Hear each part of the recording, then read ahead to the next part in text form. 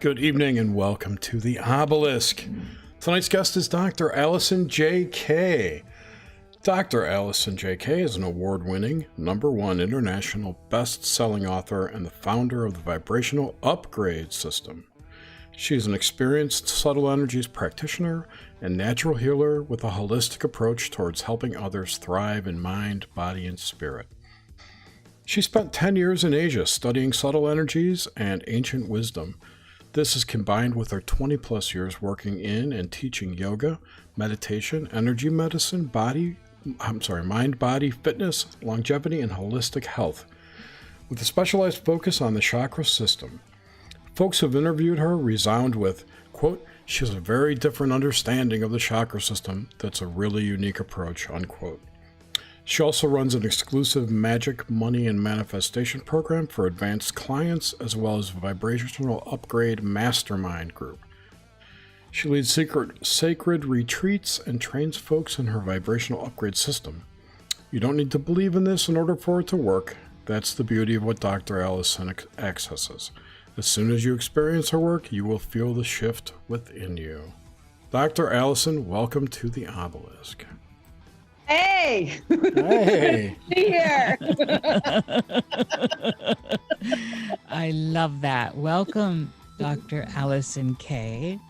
Thank you, Niche, over there in what is not Portland, Oregon, but the Washington side. Yes, the Great Columbia Gorge, which I always feel so fortunate to experience.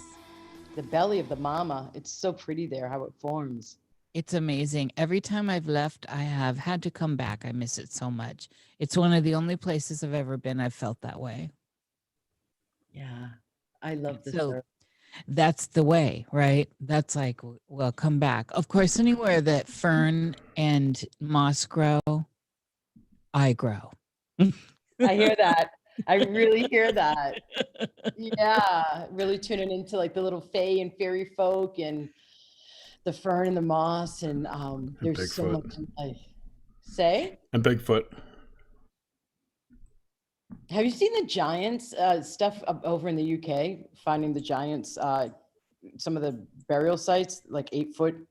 Oh yeah, I have. Oh, you know what's interesting is one of my direct ancestors, my 10th great grandfather is Ninian Bell, and he fought in the Battle of Dunbar, ended up in Barbados, and then over here and died in 1717. But he was reported to be 7 feet tall, and when they dug him up, his bones were 6 feet 7.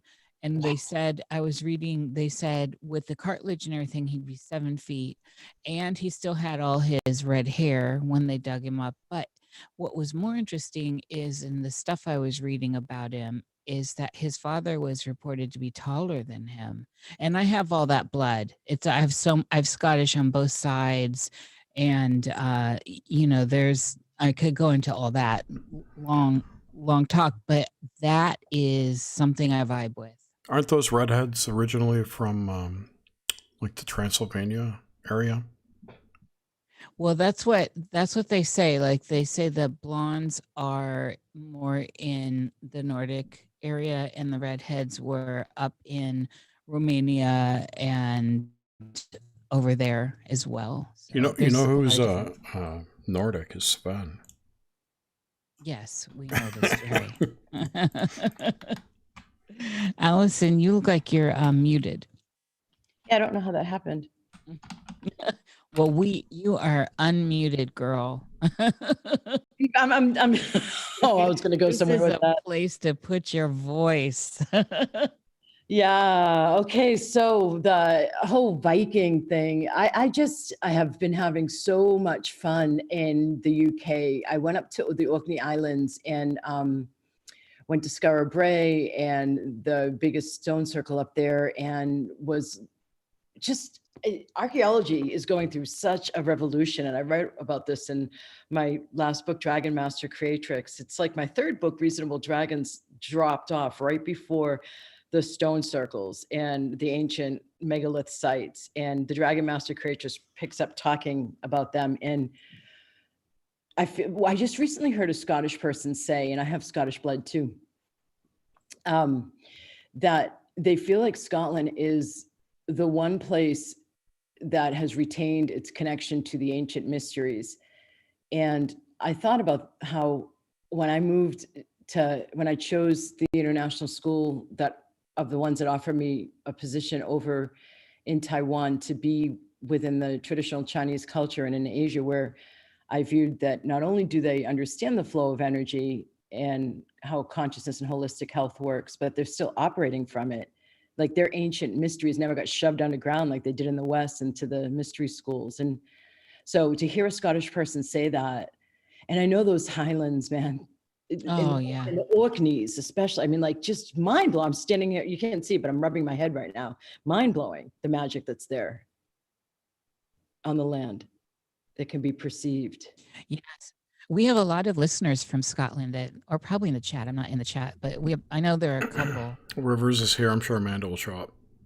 And then also Jag. Elisa. And yes, there are several. We have several. So we pull that in. Oh, I forgot to mention on my great grandfather, he lived to be 92. Now he was born in the 1600s and died in 1717. That's old for back then as well. No kidding. Jesus. Isn't that incredible? Well, I find like, you know, what was really cool when I went to visit, it was the castle ruins, and on the entry sign, it didn't have what we say in the States, senior citizens. Instead, it said super citizens. Oh, I love that. What a way to reframe that. I know, that's exactly what I thought, you know. And so I tell my dad this, who's 81 this year, and how like when in the airports in the States, like anybody who's, I don't want to say anybody, at the gates, you know, that lineup of people in wheelchairs where they get the special escort onto the plane first? Yes. Like as soon as I get to the States, that line becomes like a line, whereas over in the UK, like it just does, like any of the airports, and this is just across the pond. This isn't way over in Asia where they have a really different concept about aging, but just even in the UK, like there's this spryness. It's not this expectation of decrepancy as soon as you hit 60 in the States that we tend to be indoctrinated with, and it takes effect. Like you can see it in the airport lines, like older people are just standing there. Gray hairs aren't in wheelchairs. Yeah, isn't this interesting? The subtle energies and mind shift. And I actually had a note here about health in the USA. For you. It was like when I came here with several notes as usual, and health in the USA because I know you're a world traveler. I know you go to these places. I know you lived in Asia for 10 years, and this is a big part of your life. And it's, you know, the Americans are very sickly. Yep. They are. It's all that high fructose corn syrup. Well, it's the programming that you work until you're 65.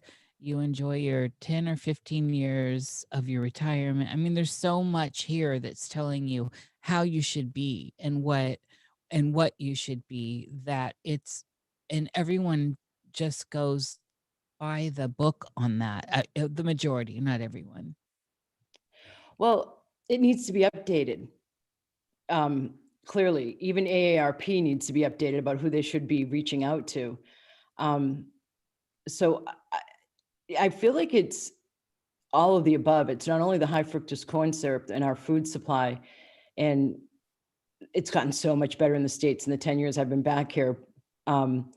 But the mindset, like I was listening to someone in her 60s talk recently, and she was saying how, and I've seen it too, like Botox getting offered and a common thing for women and men in their 30s to do. Oh, And like they're like lowering the age of so many of the different chronic expected westernized diseases. And so I think the bottom line is the indoctrination of the fact that we are a capitalistically motivated healthcare system here yeah. is so much the issue.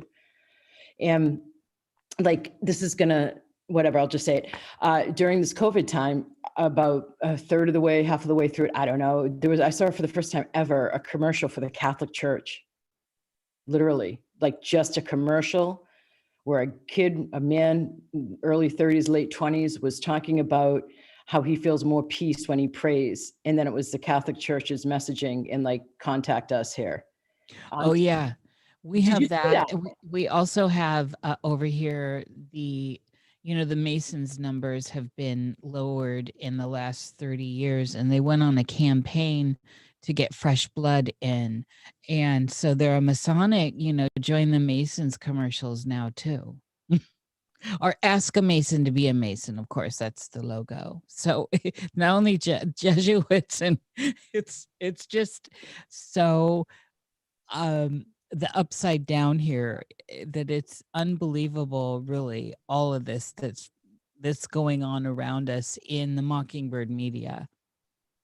Yeah, but it has an effect because it's not even, I mean, the consciousness that's been raised in the last year around the media and misinformation is brilliant.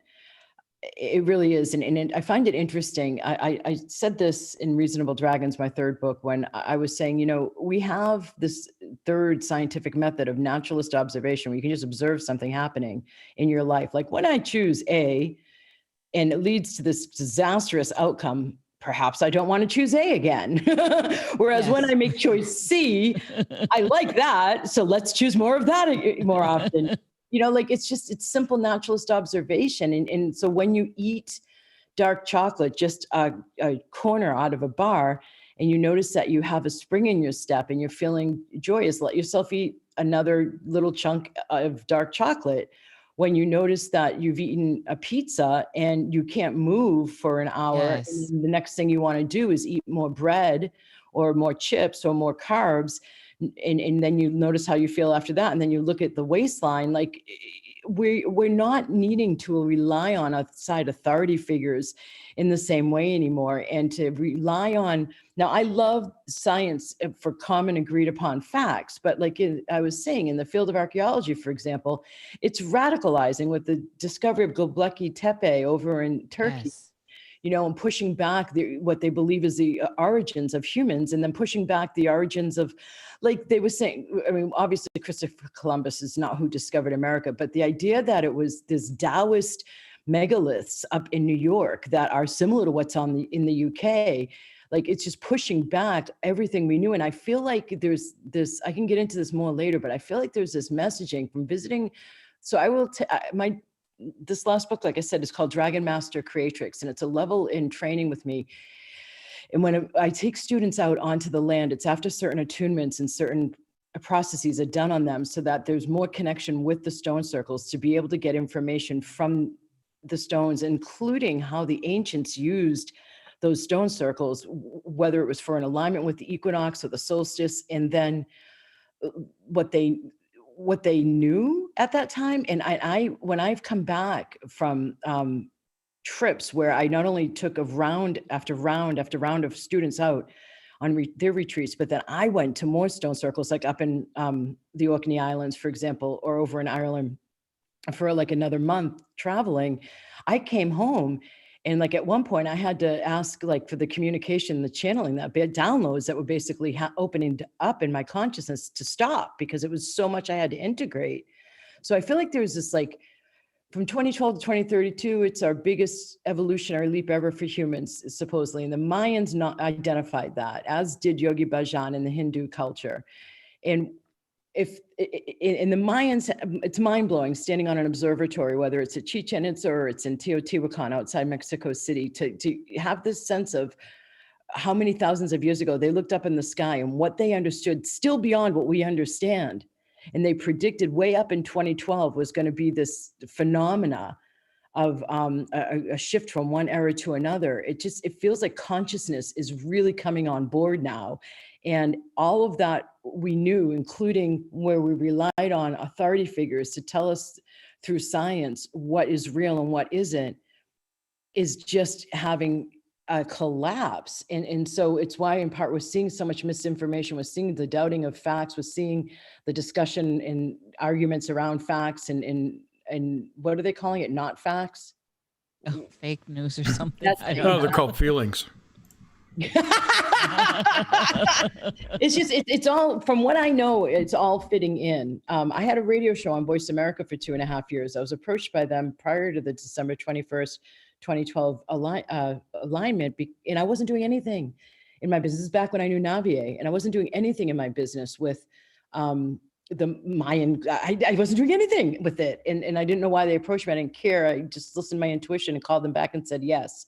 And so I ended up interviewing a bunch of specialists and scientists on the show around the December 21st alignment. And I ended up on a yoga cruise with a bunch of these specialists teaching meditation and doing energy medicine sessions over on the cruise to Chichen Itza. We got special permission to be with the Mayan shaman right there at Chichen Itza. And we're all in white. We had to wear white, and I was barefoot. And I had just taken a client there the year before on a VIP trip, and barefoot, and the ground was not reverberating. But it was on December 21st, 2012.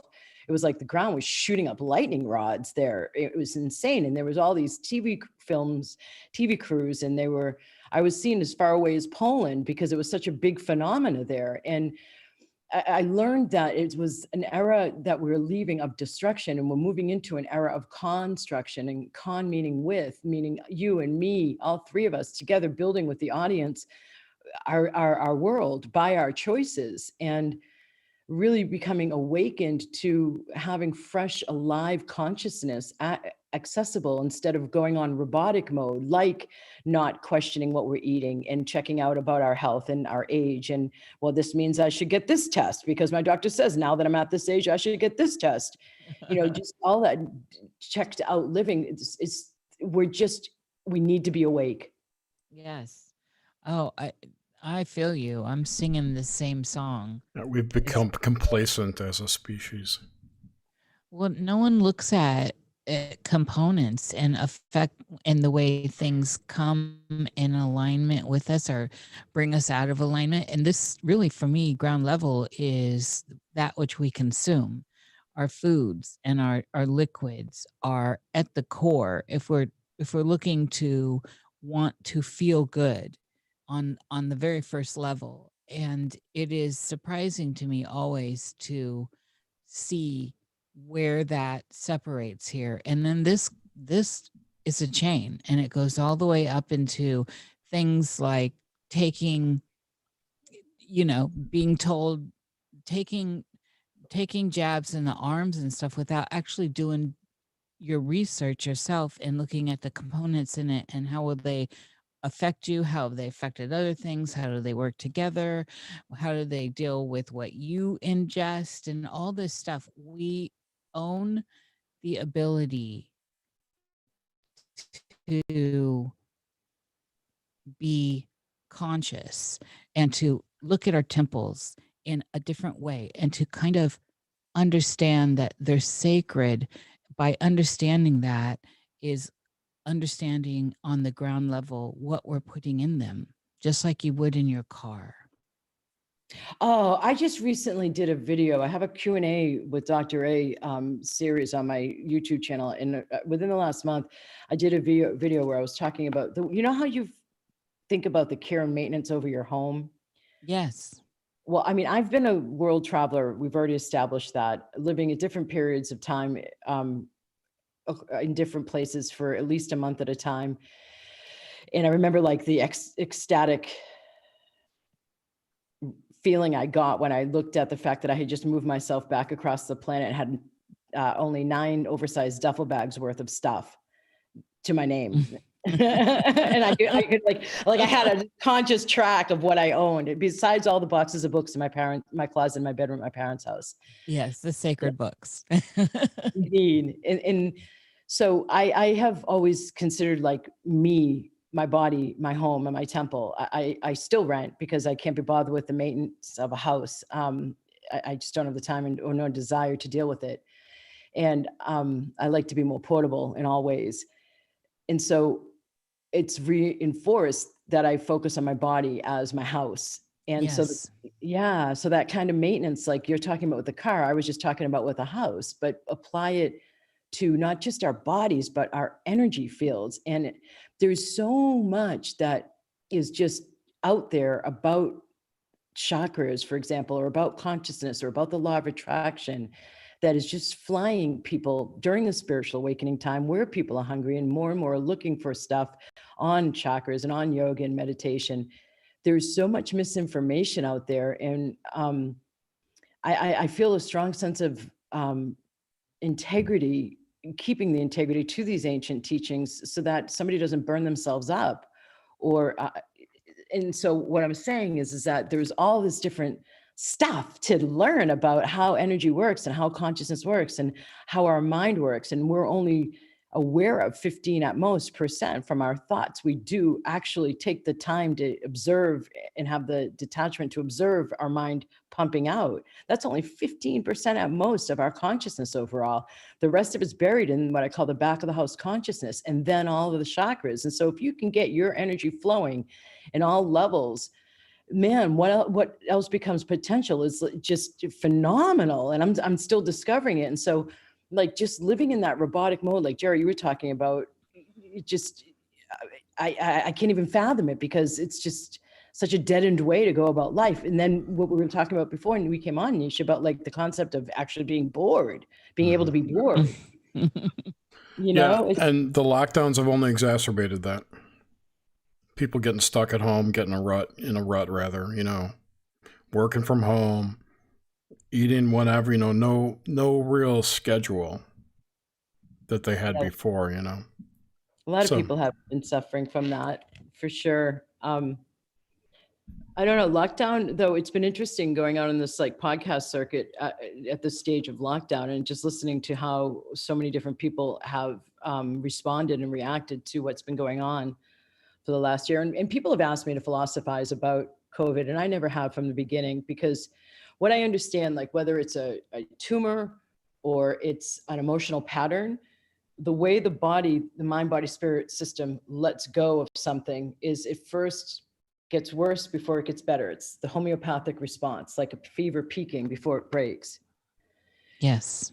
And we're in a 20-year window of cleansing and the breaking down of all the old parts of the old paradigm that can't be brought forward into this new era. So we have been in a time since around 2012.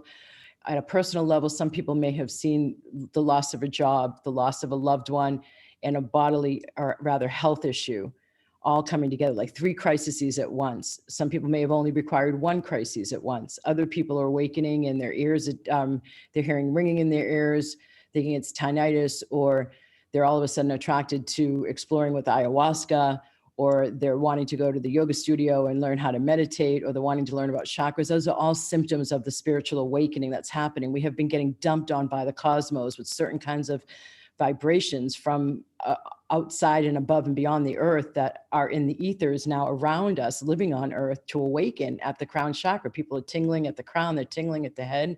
And if you suppress that energy, then you end up in a spiral. Whereas if you allow it to open you, as the whole spiritual path, even the path to enlightenment is meant to be, then you'll have a much more graceful time of it. And my sense is, and I cried, I hardly ever cry. I'm not an easy cry, I don't hold back, but it's just, I'm pretty neutral from all the decades of meditating, for Christ's sake, by this point. So when it first happened and hit the West, COVID, I was doing an equinox this time last year, a special event, and I cried on it, because what I saw was that humanity put off dealing with themselves in such a way that would require COVID to get this bad. I like this perspective, by the way. Tell me why.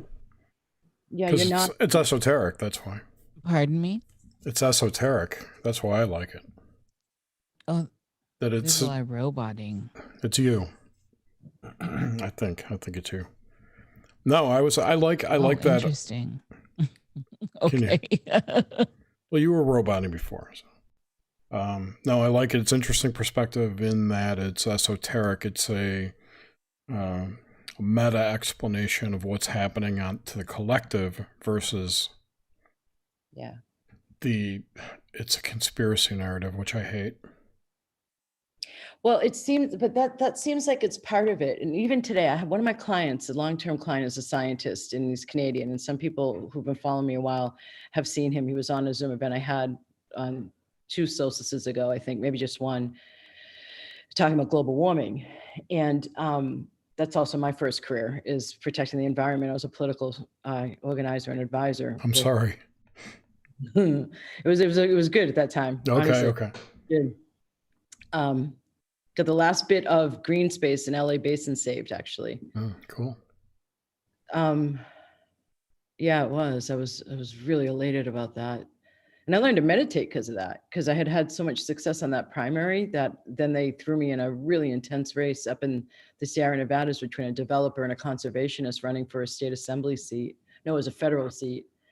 And my body was like, zing, it got tight. And so I was walking through a bookstore in this, I lived in San Francisco at the time, and a book on meditation fell off the shelf and dropped right at my feet. Of course. I couldn't walk any further. And so I learned to meditate as a result of the stress from that political career. And where I was going with that, I'm going to let go of and just say the nature of the mind, from what I learned from meditating myself and then teaching it for decades now in the public school system, in the international school system, to adults in yoga classes and around the world, all different cultures, is the nature of the mind still the same. And the ego mind is really myopic. It's really self-absorbed. Yes. And it's either, during this COVID time, it's kind of like you could have gone way self-absorbed and really gotten into the ego mind's clutches, even worse, or you could have used it to force yourself to drop down into the heart more and start to expand and start to come out of the small me focus. I've heard you talk about this in reference when you talk about observation of one's thoughts. Yeah. Mm-hmm. That's a big deal. Well, I mean, it's the first step to freedom, isn't it, though? You know? Yeah, of course it is. And it's like excuse me, it is like the biggest step too, because, and everybody does it in their own way, at their own pace. And it's funny because that self-absorption is what leads to depression. It's what leads to giving, in great part, believing that there's something wrong, because the ego mind's natural predisposition, as framed by our culture, at least, is to be a problem solver. And so it focuses on problems. My first book's title that I wrote over in Asia the last year that I was there is "What If There's Nothing Wrong?" So if we, I love that. yeah, I had an interesting response to that, asking that question inside my title of my first book coming over to the States.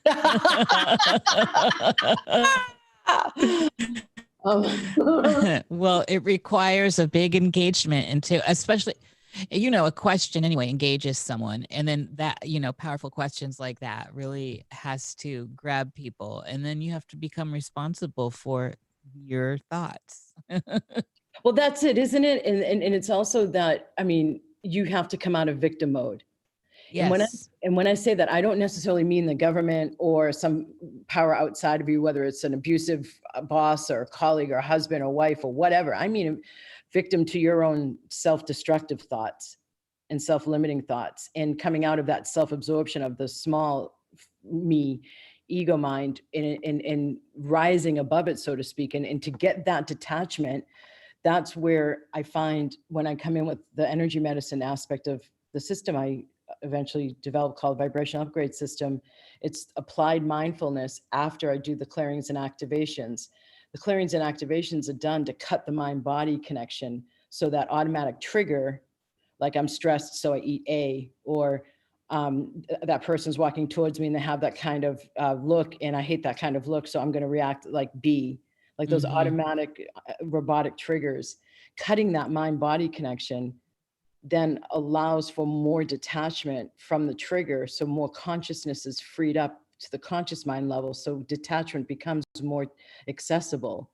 And so I typically, when I'm first working with somebody, especially if they're freshly into this work, I'm doing a whole slew of clearings on newbies. And meanwhile, I'm coupling an activation with that. But it's so funny how the clearings are always what gets focused on. Even at the mastermind level, just recently I had to say, hey, so you're not just clearing that behavior you don't want, right? The undesired behavior. Let's activate the positive behavior, the desired behavior. But the focus still always is, I want to stop that. I want to get rid of that. I want that to go away. Instead of like, I would like, and then fill in the blank. See, I love this when you do your work, because you get into a different voice and you bring in the imprint and cut out, and you cancel out. So people Thank you. just have to experience what I'm talking about here, and you offer this on your YouTube for free with some stuff. And so, like with the money clearing one, I listened to that one today and was just really profoundly moved by the process in which you do that. And I also am in love with Dr. K, the way in which you changed chakra sequences to get to a metamorphosis. This is, to me, a lot of people that may be sacrilege, and I think it is absolutely brilliant. These are PowerPoints. This is a control grid of sorts for your energetic body. Oh, I love what you just said. I want you to actually talk more about what you perceive I'm up to, because I would appreciate the reflection from somebody who sees. Well, what I'm saying here is so first off, so everyone, when you go to her site, there's a free session with her, basically, where she's doing an acceptance of money in your life, basically. And there's a lot of voice intonation that changes, and it moves you psychically through a process of clearing out a barrier. And so for me, I have a real barrier with many experiences being a nun or a monk, and what that means is vows of poverty.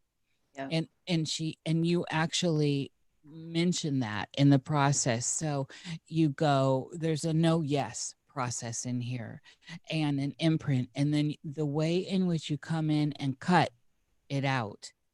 It's so powerful.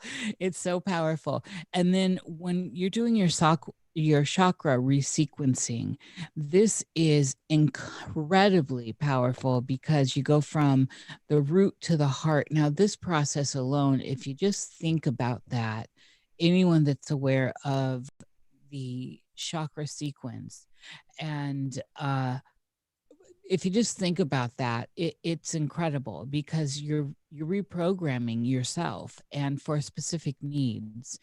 And Yes. and we're all used to say, like, we're all used to seeing, like, I've always been a big fan of Kay Gardner, and I used to play a Rainbow Path back in the late 80s a lot. It was on loop, because I've just found that work of art so amazing. But it's going from, basically the standard channels from all the base all the way up, and something about the way in which you reprogram this and use each chakra for its actual value. Yeah. It does something. I don't have language, Dr. K, around what it does, but on an internal level and intuitively, it is absolutely the way in which a programming board, I think, is supposed to be used. And in this context, we're talking about our chakra systems, which are our programming boards. And so by reprogramming ourselves using each point of power, and especially with the intonations, the vibration, the magical words, it's really quite moving. So there's kind of a breakdown. Wow, Nish, thank you so much. That was so valuable to me. Because I have been at the mercy of my system, my consciousness, my guidance, my team, the divine, since my late teens. I mean, I didn't block it out, my connection. I grew it and cultivated it, tromping through the woods with my older brother while he would go ahead of me, breaking the dead tree limbs, already dead stuff, not the green stuff. I'd be like connecting with the ferns and the moss and the fae and the fairy folk and the creek and the critters around the creek and the dragonflies and just the tree, just feeling connected in all of the life. And what I came to learn later was the greater field of the Tao. Chi, life force, vital life force energy running through all of nature. But then what I learned was eventually was how the vital life force energy runs through the human system.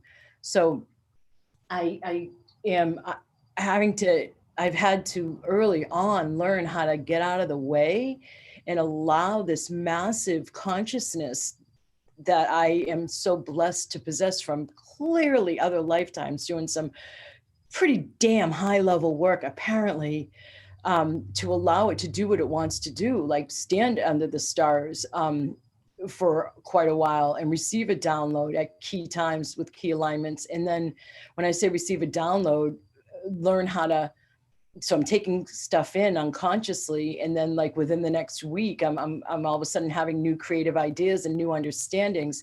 I've had teachers along the way, but I have pieced so much of this from my own consciousness. And the way I deal with the chakra system, I bring in the personal trainer, I bring in the yoga teacher, I bring in the background of permanent behavioral change. I have certification in that, but I am coming at it from, like, if I talked about my psych major, my first major in college, I left it after the third semester because it was not by any means answering the question, how do I be and how do we be the most thriving, happiest, joyous versions of ourselves possible? And I've spent my whole time ever since then looking to answer that question.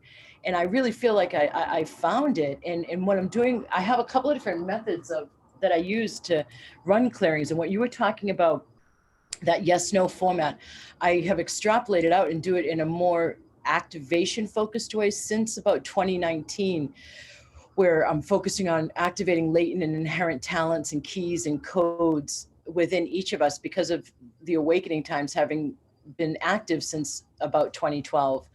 And so it's an even more expanded version of the yes-no, but that there is some command that is in my, part of it I know is second energy medicine modality I learned 5, and then I created a vibrational upgrade system along with my yoga and meditation teacher background for that, the mindfulness component. But it's not the mindfulness like when you eat an apple and you're present and you're going, oh, I'm mindfully eating my apple. It's not that.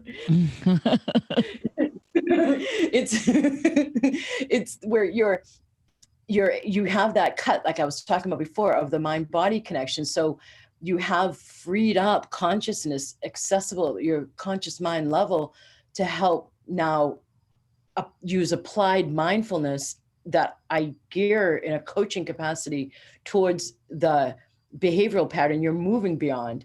So using and applying what you just gained in the clearing and the activation when it's time, whether it's a week later, 3 days later, or a month later, that your system shifts enough for you to consciously take over the management so that the training wheels start to come off, where you don't require me as much to do the clearings and activations, but you're becoming more, you're having more mastery over your own consciousness. And so there's all of this command that I learned when I took my second energy medicine training, or it's a Tibetan energy medicine. And I learned how to make a command in my heart. And I really appreciate you saying I don't have words for what's going on, because that's what I'm talking. All these words that are coming out of my mouth that you all are listening to are an attempt to get to give you the background behind what's actually happening that is beyond words to be explained. There is this command that I've learned, like I remember using it on tumors. And even before neuroplasticity was confirmed by science, I was talking to the cells around, commanding the cells around the damaged brain cells from where a tumor had sat, to assume the functioning of the damaged cells. I just intuitively knew after listening and working on the person that that's what I could do. And I did, and she did, and gained back the functioning. And then science came out with neuroplasticity. I'm not even making this up, like about a year or two later. And so just learning, having learned how to surrender to that guidance, and learning how to make this command in the energy medicine itself, no matter what the words are. Like, I'd rather do energy medicine in silence, but people's ego minds hearing words, it just helps you gain more. And so I do it out loud. But there's a sense of command that's happening where I seem to be reminding your system of its optimal functioning. The ego, and okay, so you just brought in something that I found completely wonderful, which is when you said the ego mind needs the words. And this is so important. It's so hard. And we've all heard that anyone that works in energetics, and even just trying to help people get into the idea of stillness when they're dealing with the mind and the chatter in the mind, is such a big deal. And so when the work you're doing, and let me put it this way, by addressing that, by addressing the fact that the ego mind needs words, and that you give the ego mind words to play with in the resequencing of this energetic rebalance, is fantastic. It's powerful. And when I just did that little session of yours on your site, I sincerely felt that in action. So it's like a guided meditation in a way, but it's like on with turbo boost or something. It's I would call it like in the yogic terms, we call it kind of like a Shakti put, or it's a transmission. Yes. Like when I noticed in the chat, somebody said I have a crazy laugh. Thank you. Yeah, laughter. I love your laugh. It really does bring one present. Thank you. Yeah, it's kind of fun too to be talking about something dead serious. I'll never forget, somebody came in on a free monthly call and said, I love your laugh. And your laugh it did what you just said, Nish. It startled them right out of where they were going down in their own head, the track of thought. And I could be talking about something as serious as cancer and laugh. And it just startles people out of the everything's wrong, what do I have to fix paradigm.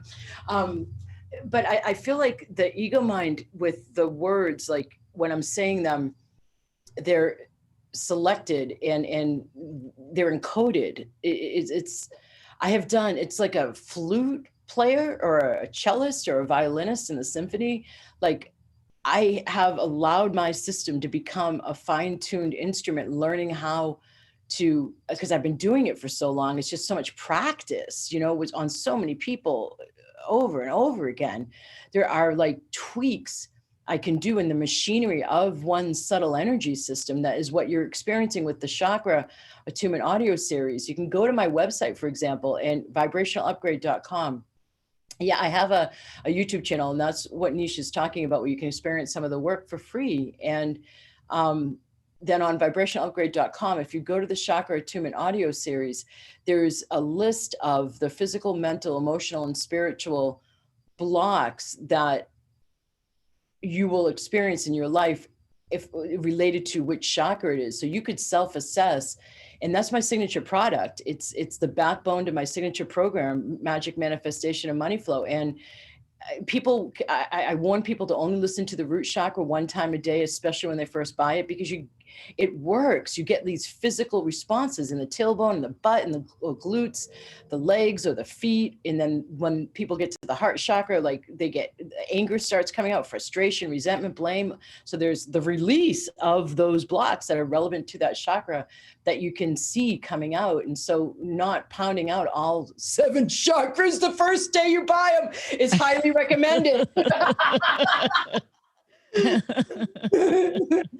and so go to my website and check out the Chakra Attunement audio series, because I mean, that really is the core way to start. And it's not like somebody else's chakra bowl healing clearings on YouTube. It's not that kind of a thing where there's like a momentary rebalancing that's happening. I'm talking about how to unwind the core parts of your behavior that aren't really you, so that you can actually access the parts of you that are alive and meant to be taking you forward. Now, all of you know what I'm talking about, not no matter the words I use, but all of you know that there are parts of you that are like an old coat that you'd like to shake off.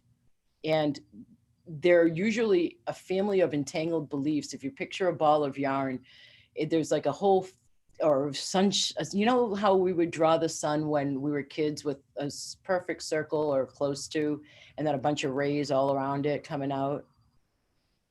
It's like that. Oh, yeah. Yeah. So the ball in the center is like one core belief. And that core belief is what we call in yogic terms, or the Hindu culture within the yogic canon, samskara. And each of us are born as a soul with like 1 or 2 of these to move beyond, to evolve beyond in our lifetime. That's our soul's dharma, or work that lifetime. And so around each of these 1 or 2 samskaras are core foundational patterns that we have incarnated to evolve our soul beyond doing. There's this whole family of balled up, entangled beliefs that I spend time, when I can, access people in this way. I started in the chakra series in a very systematic way, but then when people work with me, I then obviously tune into what's up for them, and then run the relevant clearings to begin and to continue and to complete, if I'm given the opportunity to, disentangling so that the ball of yarn is no longer entangled and it's clear and clean consciousness.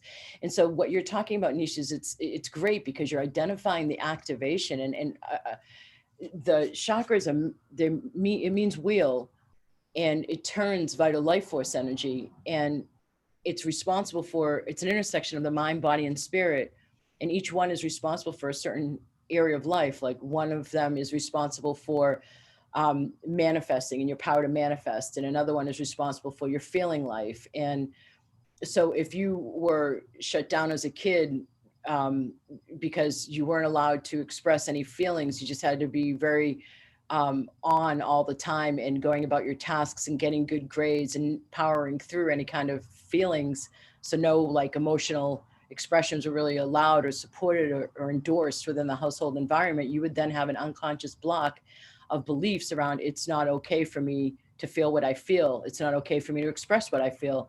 That involves the 2nd and the 5th chakras. So that might show up as a person who is not feeling okay to follow their own guidance. They might be more externally guided, and they may have a hard time speaking up for themselves, especially with their truth. And they may be very heady and intellectual, as an example. And so unraveling all of that is so much bloody fun, to help a person get to the point of seeing the freedom that they always sensed they could get to, but didn't know how. It's my greatest joy.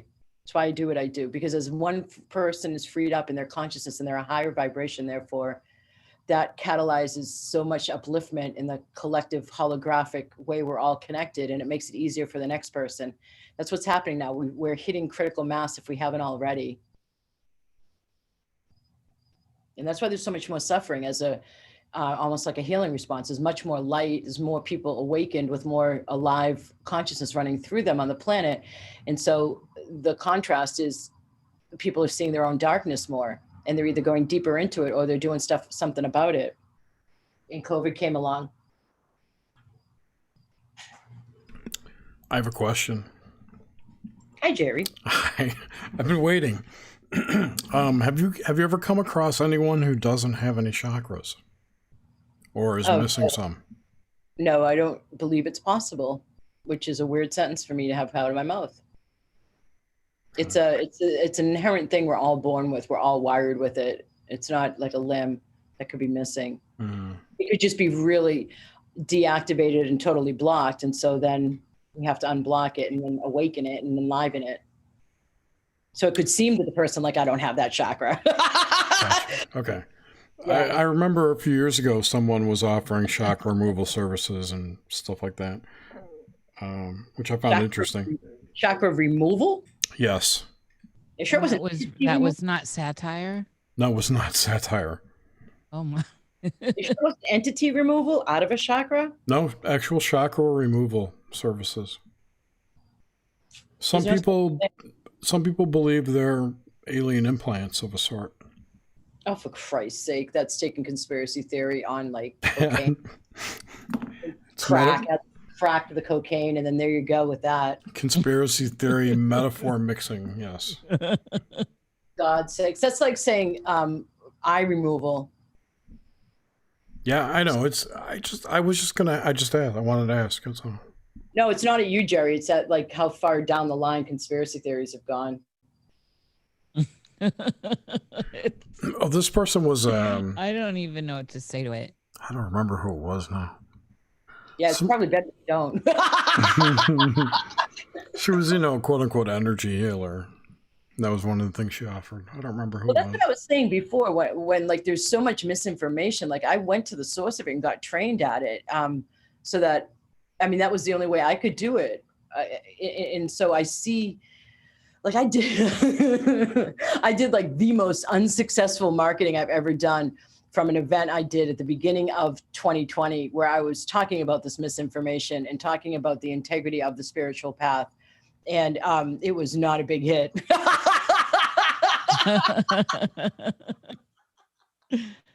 People did not want to hear that. Advanced people did, but like others did not. So there's just so much. It's part of a symptom of the spiritual awakening times. Like everybody's like wanting to talk about it or make fun of it. Like it's not a bad thing, bottom line, in a way, because it's just people are awakening to the idea that I'm more than the physical. There's a metaphysical beyond the physical. It's just an erroneous path off of it. Well, and this is something that I find interesting, and I'd love to hear you elaborate on this idea, the sentience of life force. Oh boy, that's fun. Thanks, Nish. All right, so let's do something. Everybody take your palms and bring them out in front of your heart area. And you have your hands, we're not involving the heart, so don't be focused on, is my heart right here? Don't worry about that. All I'm saying is just hold your hands out in front of you. Let your palms face each other. Towards your heart, like palms towards your heart? No, just forget about palms to each other. Yeah, it's more about the hands and the palms and not about the heart. So your elbows are probably bent and your palms are facing each other and your hands are probably about a foot, maybe 1.5 feet apart. Palms are facing each other. Elbows can be slightly bent. Don't lock the arms so that you're not holding your arms out straight, trying to make it the furthest reach possible. It's just light, easy elbow flow. Slight bend in the elbows. And so now I think everybody's got it. Okay. So slowly start to bring your palms slowly. This is all about slowness. Remember, I'm a Qigong. I don't think I've said this yet. I'm a Qigong teacher also. Slowly bring your hands towards each other, the palms facing each other. And as you do so, tune in, use your clairsentience to what's happening in between your fingers and palms. Your hands are not going to touch. I'm still bringing mine together, by the way. Now they're about 3 inches apart. Now they're about 2 inches apart, and feel what you feel, but don't bring your palms together. Let them at most be 1 inch apart. Once you get there, slowly start to bring them back out. Slowly, tuning into the fingers, the fingertips, the palms, the underbelly of the knuckles, your thumbs, even down to the wrists, but mostly the focus is on the palms and the fingers. And now that you've gone back out to where you probably started, let's bring them towards each other again. And so what are you sensing? Warmth. Yep. What else? But I've done this exercise before. Yeah, it's gotten pretty common by now. It's Yeah. it's the first it's the first understanding of Qigong, actually. Yeah, you can sense the prana or the chi, whatever. Well, Chi's Chinese, like Tai Chi, which comes from Qigong, and prana's Right. yogic. So the vital life force energy is electric and it's magnetic. So the electricity creates the heat, and the magnetism creates the sense that there's something between your palms, or you're almost like pushing through something. And you can't really, if you tune in at that more subtle level, you can't really push your hands together. Sure, you could mechanically force them together, but that's a sense of ego, mind, and forcefulness. If you pay attention to at a more subtle level, it feels like you're pushing your hand. If you push your hands together, there's something between them. So yeah, it definitely feels like, to me, you would really have to push to get them together. The energy is so thick in between them. And that's good. Yes. Yeah. So the vital life force energy is some of the ways it shows up when I'm clearing people is some people get goosebumps, even when I think that's a marker for a lot of people when they hear something that's true and aligned. Other people feel a sense of heat. Other people feel the tingles. Other people yawn. Other people, as the chi or the prana gets through a block, as I'm clearing a blockage in the physical body, the chi or the prana is it's distributing out more. So it's getting out because I'm clearing a block. So the relevant chakra, whichever one it is, depending on the clearing substance I'm doing, then the chakra opens, a little more life force gets out, and it goes to an area that's chronically blocked. And as that chi gets out to that blocked area, there's a slight sense of pain for a little bit because it's opening what has been chronically tight.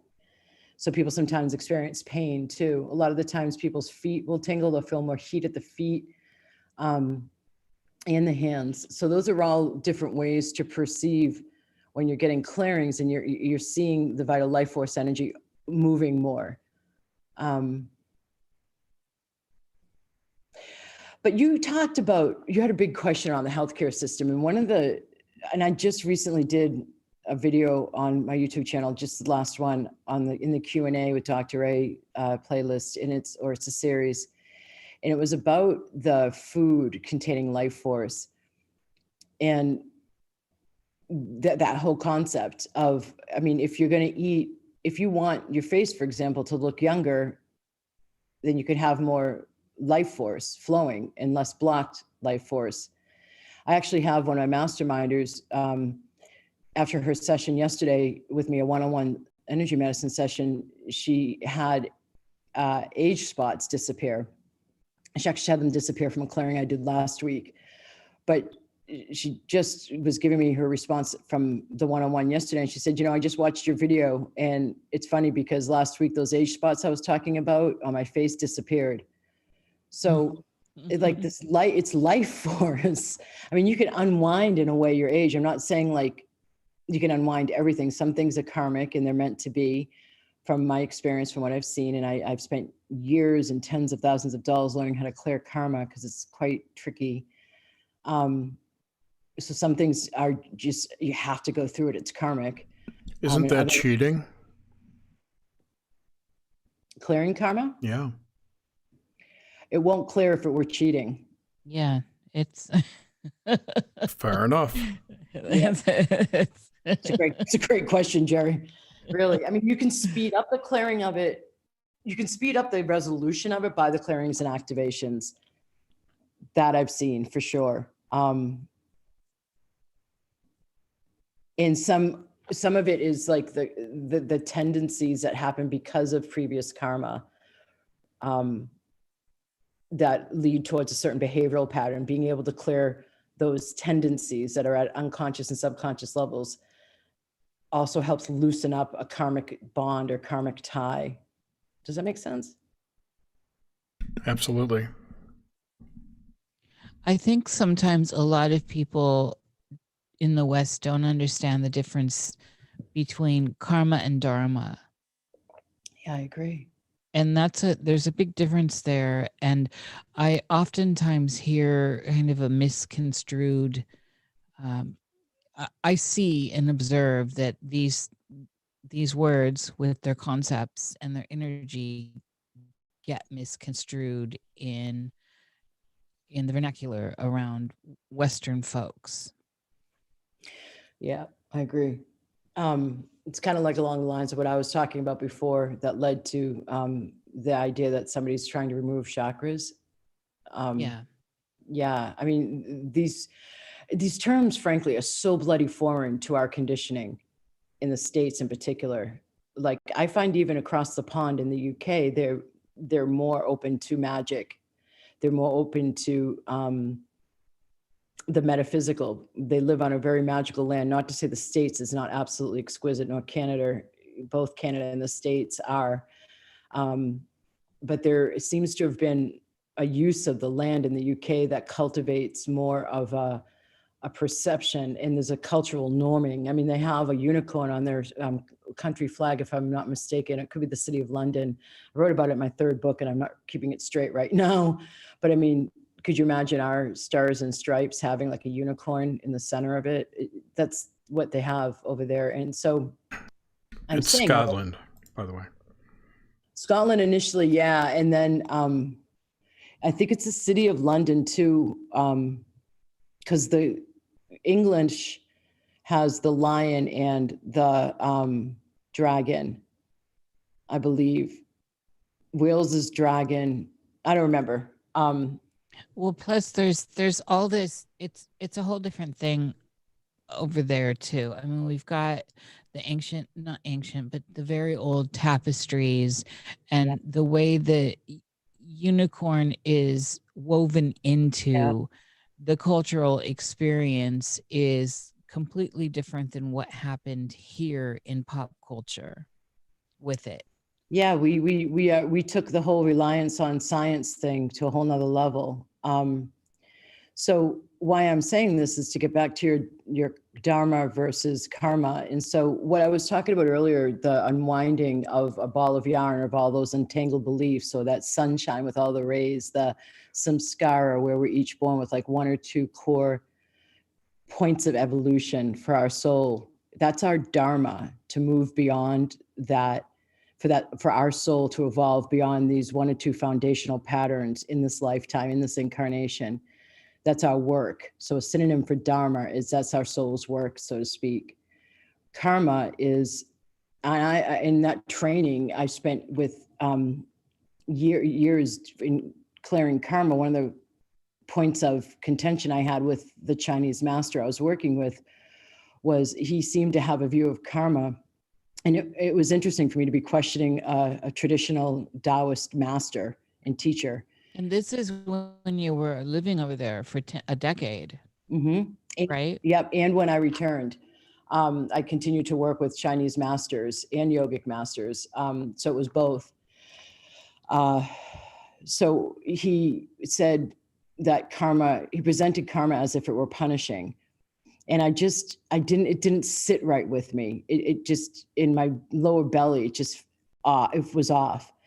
And so I asked questions to my consciousness and sat with it and talked with a trusted friend who was advanced enough to have the conversation in a way that I was looking for. And I came out with understanding that while it could seem like oh man, you'll get your karmic due kind of a sentence when somebody would say karma's a bitch, another example, as it's punishing. Yeah. Instead, it's more like just simple cause and effect. And so some people in more of like the new age field or the quote unquote spiritual communities out there, like let's say on Facebook, because I've been niched into spirituality, and I fought with Hay House, for example, my first book, to not be put into the New Age genre, because I'm not New Age, I'm New Thought, and I'm not spiritual. My first book, all I talked about was consciousness. There was nothing spiritual in it. Yeah. Yeah, it's been unbelievable. I Really. like this separation you make with this as well, by the way. Thank you, Nish, because I mean, it's approachable for atheists and agnostics too. It's a mechanical system, for God's sakes, based on universal laws. It doesn't have to be spiritualized, but that's typically where we go in the West with it. So I feel like with karma, I could have, let's say, this. So in the spiritual community, one of the things I hear is that karma is, you must have been, if you're poor in this lifetime, it could be because you were wealthy and abused poor people in other lifetimes. So there's the punishment aspect of karma. I also have heard people say in the spiritual community that we've been all things in all lifetimes. I question that. I feel like my understanding is that we don't change that radically as a soul. And so I could have had tendencies, like you said, as a nun or as a monk. And so vows of poverty were taken. So in this next lifetime, maybe one of your samskaras is to allow yourself to have a merger, as many of us are. It's one of the major aspects rebalancing on our planet right now during these awakening times, the spiritual with the material, where you're okay, not only okay, you love money and you allow money to love you, and you allow yourself to be loved through luxury. Like you evolve that far. Yeah, you evolve that far along your dharmic wheel, so to speak. So to quote Idiocracy, I like money. I like money. And money likes me. Yeah, I mean, let's talk about money for a second. Like there's the concept, I've seen so many spiritual people have what you're talking about. So I'm on one end of the spectrum, but I'm also working with corporate people who feel the dryness of like a robotic job that they thought they had to stay in order to accomplish A. And so they stay in the corporate job and they're all dried out. And I mean, I've had tons of men on my table through the years with guts totally torn up, whether with colon cancer or indigestion, chronic or chronic heartburn. Some of that's their diet, but much of it is at some point they compromised their integrity when they said yes to a maneuver in a business setting when they didn't really want to be saying yes in order to bring home the bacon, as like the old masculine form of I'm the hero, the martyr, I have to provide for my family. Hunter-gatherer days, still the non-divine masculine form is what I'm describing. And so I've seen men ripped up in their guts because of having made decisions that went against their sense of integrity and what's right in order to continue to bring home the money. So like living in that kind of a way dries people out. And so just thinking about like a cherished object you have, not a crystal, but like some cherished object, a physical object that you have, you can infuse that with a sense of spirit. And I teach this. So that thing has like, people notice it more. Maybe it's a painting, maybe it's a stuffed animal, maybe it's a certain statue of a certain god or goddess or the sun or the earth. But an object infused, like you hold it in your hands, you love it, or you ask it to do something for you. Like if you do have a globe, can you please, you hold it in your hands and you love on that and you say, I love the earth, and your consciousness has way more power. That's what I was talking about when I was talking about the stone circles and visiting them and having to get out of the way to allow my consciousness, this vast consciousness I've been blessed with, to have its way, within a sense of balance and rationality. But I'm discovering like there's so much untapped potential. And so if we are holographic, if everything is connected, if I have a higher vibration, so my visualizing, it comes to pass, my consciousness can take pictures and create form or matter easier because of my cleaner, more purified ego mind and higher vibration, then who's to say when I hold that globe in my hands, not only do I attract beautiful vibrations and people notice the globe when they come over because of the energy infused into it, but who's to say I'm not also helping the earth itself? what just the intention. Like I've seen my thoughts manifest when I've held a desire that is something that will help me, my heart uplift and help me uplift others. For example, I've just asked a question like, okay, what would it take, or how will this happen? And the universe brings it in. And I say that a lot, like the how is not our job nowadays. It used to be with our having to figure out the how and use our minds to figure out the 5 steps to that goal. And we stay within those 5 steps, even if its doors closed and we're walking through brick walls and we're forcing and efforting and making happen. That's our plan. We're sticking to it. Instead, instead of you take a step, after you get that piece of inspired guidance, this is the how. It's the first step of the how. All right. You take that action step. The second step of the how comes in through inspired guidance. And that doesn't mean you're sitting and oming and call that person only. It means also, from what I've seen from the work I'm doing, like in my Magic Manifestation and Money Flow program, this is a great part of the intention. I'm activating them so that they can be more receptive. Their fields can bring in synchronicities. I'm doing certain tweaks on certain chakras so that their fields become more connected to the unlimited field of possibilities, or the Tao that's all around us, to them, synchronicities. So that person with this offer, when you were asking the how last week, comes in with the how. Hi, this is what I do. Would you like this service? Well, yes, in fact, this is exactly what I've been looking for. But so there's not all of that forcing and efforting, but it's a natural building and creation of one's life. And that's what we're meant to be stepping into, a construction era, not a destruction era, where we are co-creators of our reality, one choice at a time, not victim to anything. You're okay. So in the, I don't know if this is the psychology field or what field this is, where I'm intensely moved by the way in which you language. And I think I was just talking to Sansa Asylum, who's a clairvoyant and all this, on my other show, The Cosmic Salon. And one of the things we were talking about in the second hour is double speak, and not double speak in the negative way, double speak where in the way in which we saw it in, say, like Tolkien's work, where Galandria, you know what I'm talking about. Keep going. Where so you're speaking to everyone, and then you can speak to someone individually at the same time, and that, and the power of that. And I just continually get this from you, Dr. K. It's amazing. This is a very rare experience for this to happen for me.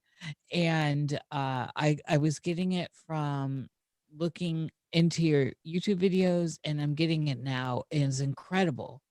I don't know, and I know you know this. I know you know this higher art, this higher ability and science. And so, and I also know that I feel like you're not manipulating it. I feel like it's flowing, and I am tapping into this flow.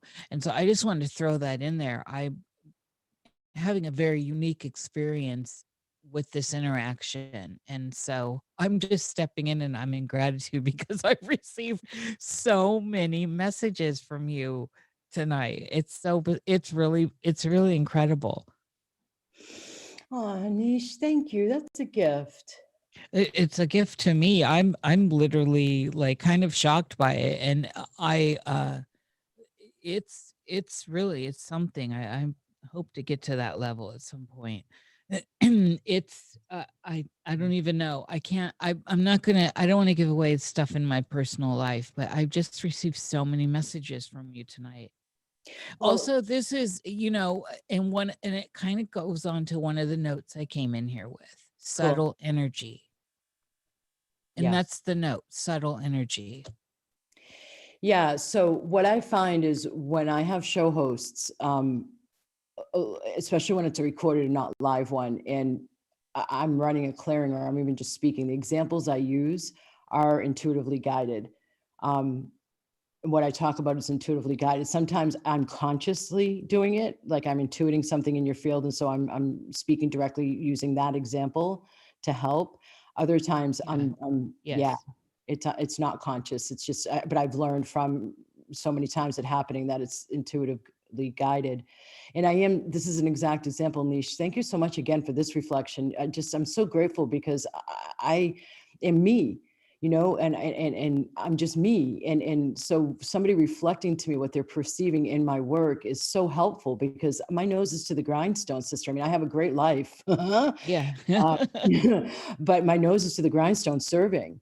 And I do have a unique, so you're giving that reflection just now is an example of me having to learn how to get out of the way and allow this through, because it is at that big of a level. And I mean, as my first career was, it was in politics, but it was to help the environment for all of humanity. My first degree, that psych major, I didn't ask how do I become the most thriving, happiest, joyous version of myself and healthy. I asked how do we? So I've always been geared towards the big picture. And I find that all the traveling and living in other cultures and removing myself so completely for a decade from these states. I came back in the summers, but I wasn't tuned in. I came back, visited my loved ones, grabbed my supplements that I could for the year and went back, and stayed over there during the Chinese New Year breaks in between teaching semesters. So that unplugging has given me a different perspective and it allows me to have more of a collective perspective to be able to have these assessments. And my master's is in public administration, looking at society and policies for society. My second and third majors after psych were studying social thought, political economy, and mass communications, including how we get manipulated through advertising targeting.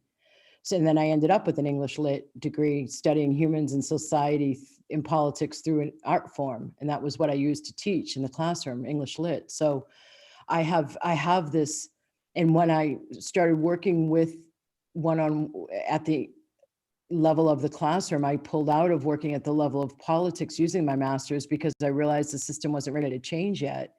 Fossil fuel was we were too steeped in that. The marketplace was not going to shift. And so I said, okay, if change is going to happen, it's going to be one by one. So I have always approached this work on consciousness from the perspective of the overall grand shift. It's pretty big, but it's fun. I don't make it a heavy assignment or a heavy mission, but it is pretty big. Oh yeah, definitely. It brings to mind the idea of, so it's good to have the macro view. And I really am good at the macro view, but then honing in myopically at details. And this details can be person by person, right? A person becomes a myopic dot on a very large page of dots. So I feel like my years spent meditating also help with that, because there's just, all right, so one of the things that I came back with my mission from Asia with was we run from our minds in the West. We run from going inside in the West. Some of that's the Catholic Church, where we were supposed to confess our big bad sins, and we were inherently wrong. We were inherently shameful. And that's why Christ was on the cross dying, because we're just inherently sinful.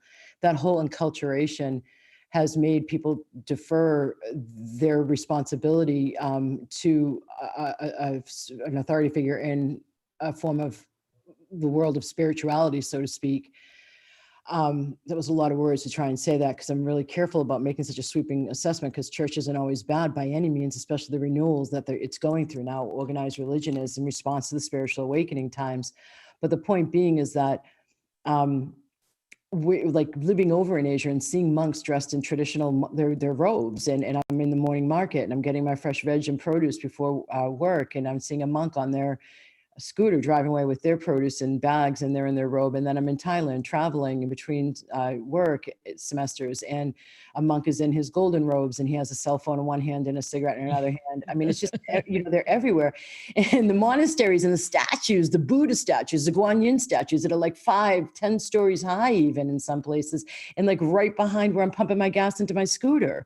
So it's like everywhere, the reminder of, for me, what it did for my consciousness coming from my background, moving over there as already a meditation teacher and an energy medicine practitioner, it was like, man, are there constant reminders about going inside and working with one's mind?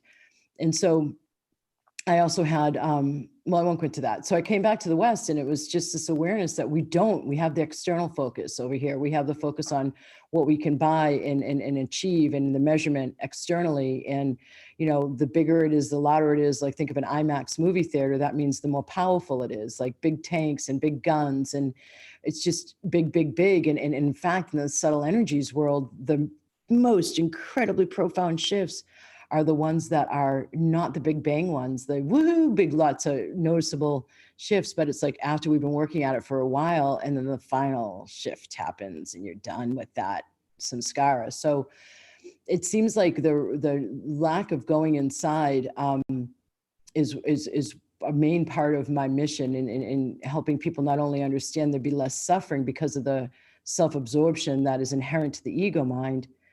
It's also a way to reach full human potential, especially in these times. Why? It just seems illogical to me, and quite frankly, stupid, to not be going for your full potential during these times. But from teaching the mind, the nature of the mind, that was my first signature talk, and I have been meditating for decades. Every human mind is neurotic. This is a basic Buddhist premise. And then they say, it's like they say, here are the tools to work with your own particular flavor. And so that myopic focus, every single ego mind that's unworked with and untamed is like that. And that's why in the marketplace, it's all about what's in it for me. It's a rare person who isn't operating from that perspective, what's in it for me, right. Automatically. And then they have to call themselves on it and reframe it, so understanding that at that myopic level, that's how every human being is functioning. But then understanding the universal mind, the universal traits of the mind, has been really super helpful in rising above that myopic focus. Yeah, they have to work together, and it's like hemi-syncing the brain in a way. That's exactly what it's like. Yes. And it's funny too, Nish, because I have a PhD myself, and I was brought up education, woohoo. And so I tend to, like, my whole first book is so intellectual, the ideas and presenting the science that had been created at that point to measure subtle energy. And so a lot of people who are highly intellectual, I tend to get attracted to me. I have a lot of doctors, I have a lot of attorneys, I have senators, ex-senators, accountants, bookkeepers, lawyers, I already said attorneys, just intellectual people coming to me. And one of the things that I find myself doing a lot is helping with the hemisync of their brain hemispheres. It's a lot of focused work to help them come out of the left brain dominance. And I was seeing this a lot as a pattern, like back in about 2014 ish. And I'm seeing, I still see it. It's not like it's gone away, but it was definitely a part of that phase of the awakening times. So if we infuse our logic, if we infuse our rationality, if we infuse our reason with our intuitive guidance, it's like what the big gurus in business, like Napoleon Hill, Think and Grow Rich. He talks about having used his intuition. Einstein talks about having used his intuition to inform the business decisions, to inform the scientific decisions. But it seems like in these, I don't know, like it's not really openly talked about. And so it seems like you get respected in our society the more you can quote science, and the more rational and intellectual your arguments are, free of intuition, free of the heart. And that's just not a full spectrum of life. It's just not a full spectrum of the tools available. So why the hell wouldn't we hemisync the brain so that we would have more clarity and even advance further? Yeah. Oh, I agree. I feel like that's actually part of what's going on with this immersion of spirit and matter here on this realm. Like part of the greater work here. And it ain't easy. It can be, but it also at the same time, it ain't easy. It's so funny because it's the brain. One of the aspects, and another natural function of the mind is to make things black and white. Like, I know in the classroom, when I was teaching a new concept, I would draw a T-chart on the board and I'd say, this new concept you know absolutely nothing about is this, and it's in one column, and in the right column, it's not this. So when you're first learning something, the mind learns easier in that kind of black and white way. But it seems like that somehow stayed with us in our wiring. Like, we have to define it by what it's not, instead of looking at what it is. And so it creates a clumsiness. And so we'll separate spirit and matter. And there's just history, I mean, you talked about the monk life, you talked about the nun life and those vows of poverty. What about all the lifetimes? And what about all of the history of ostracizing people when they would speak truth to power, or hanging people, or guillotining people, or cutting off their heads, or burning them when they would speak truth to power, or when they were just a seer and wouldn't even speak truth to power, but they saw something that made somebody in power uncomfortable. And so bam, off goes their head. I mean, all of those centuries of torturing somebody, like Galileo, who saw the new. Yes. Right. Yep. And Graham Hancock, for more recent example, yep. Graham Hancock, I mean, so there's all that suppression of and all that fear in the unconscious still of what happens when we do see something purely in its inherent natural state, understand it, and it goes against the indoctrination or the dogma that's out there. So the shying away from that, even, I think, is involved with the spirit infused into matter concept becoming more easy. It's just clumsy, I think, and the mind is just interfering with it. This is something that's very interesting to me, because we carry genetic memory, and we carry those kinds of, and we could throw this into the realms of, or that the sacred scales of karma and dharma.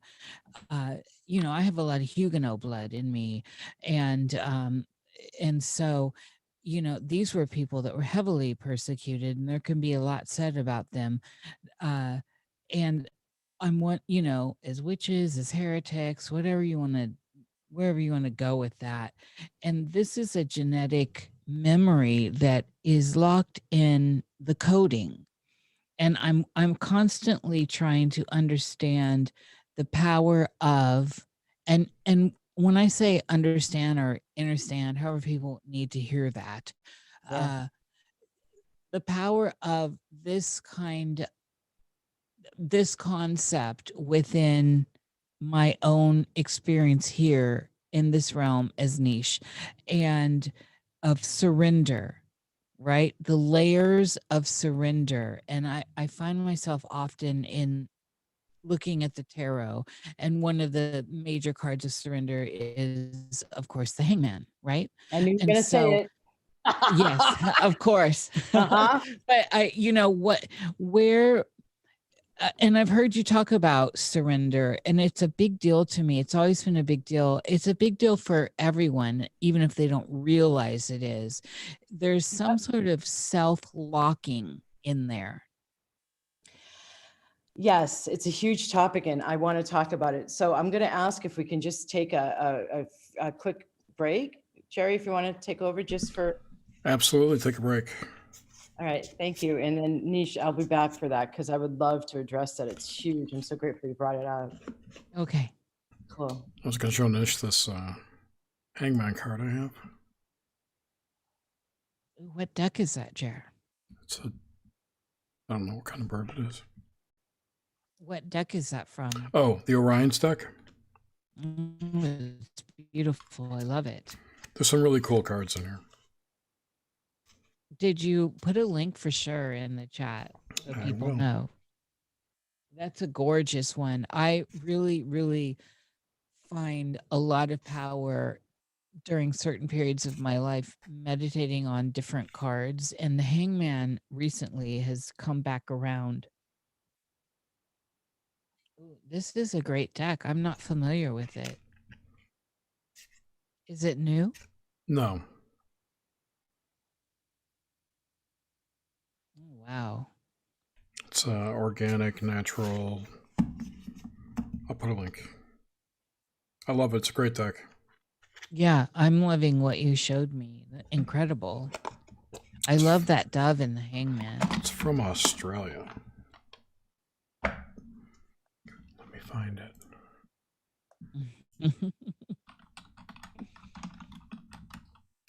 Oh, what an incredible week this has been. It's been like a big week of revealing for me people's behavior and patterns, including my own, and my relationship uh, to how things are unfolding in the world around me, and also lots of ideas and thoughts. This is why the hangman's there for me. Lots of ideas and thoughts as to how we communicate with each other, how people are communicating with each other. How did we get here collectively? Uh, the long-legged process of getting here, uh, where that takes us from here. And so it's been like the week of the hangman, of revealings, and surrender to that process, and surrender to things you have no control over in a way, but you have control over the fact that you can get yourself out of that you're in that position on your own. Yep. Self accountability. Absolutely. But at the same time, you're being shook of everything you have. So in that traditional continental deck, the Rider Waite, for example, it's, he's losing the coins in his, Right. in it, and so it's a powerful thing to think about, letting go of the things or losing things you thought you had that were currency in your world, that got you further in your world, and getting stripped down and stripped back so that you can move forward. They're not going to let you move forward anymore. We're in such new times. Those old tools that used to be the currency for how you got your success, if you find yourself in the Yes. position hitting, I'm going to say hitting a wall, it's because we're meant to be evolving beyond the old paradigm.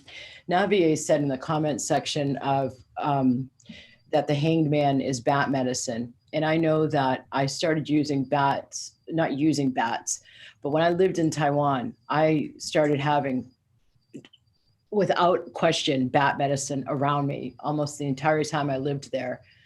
Like they would dive bomb me sometimes when I'd be walking home from somewhere.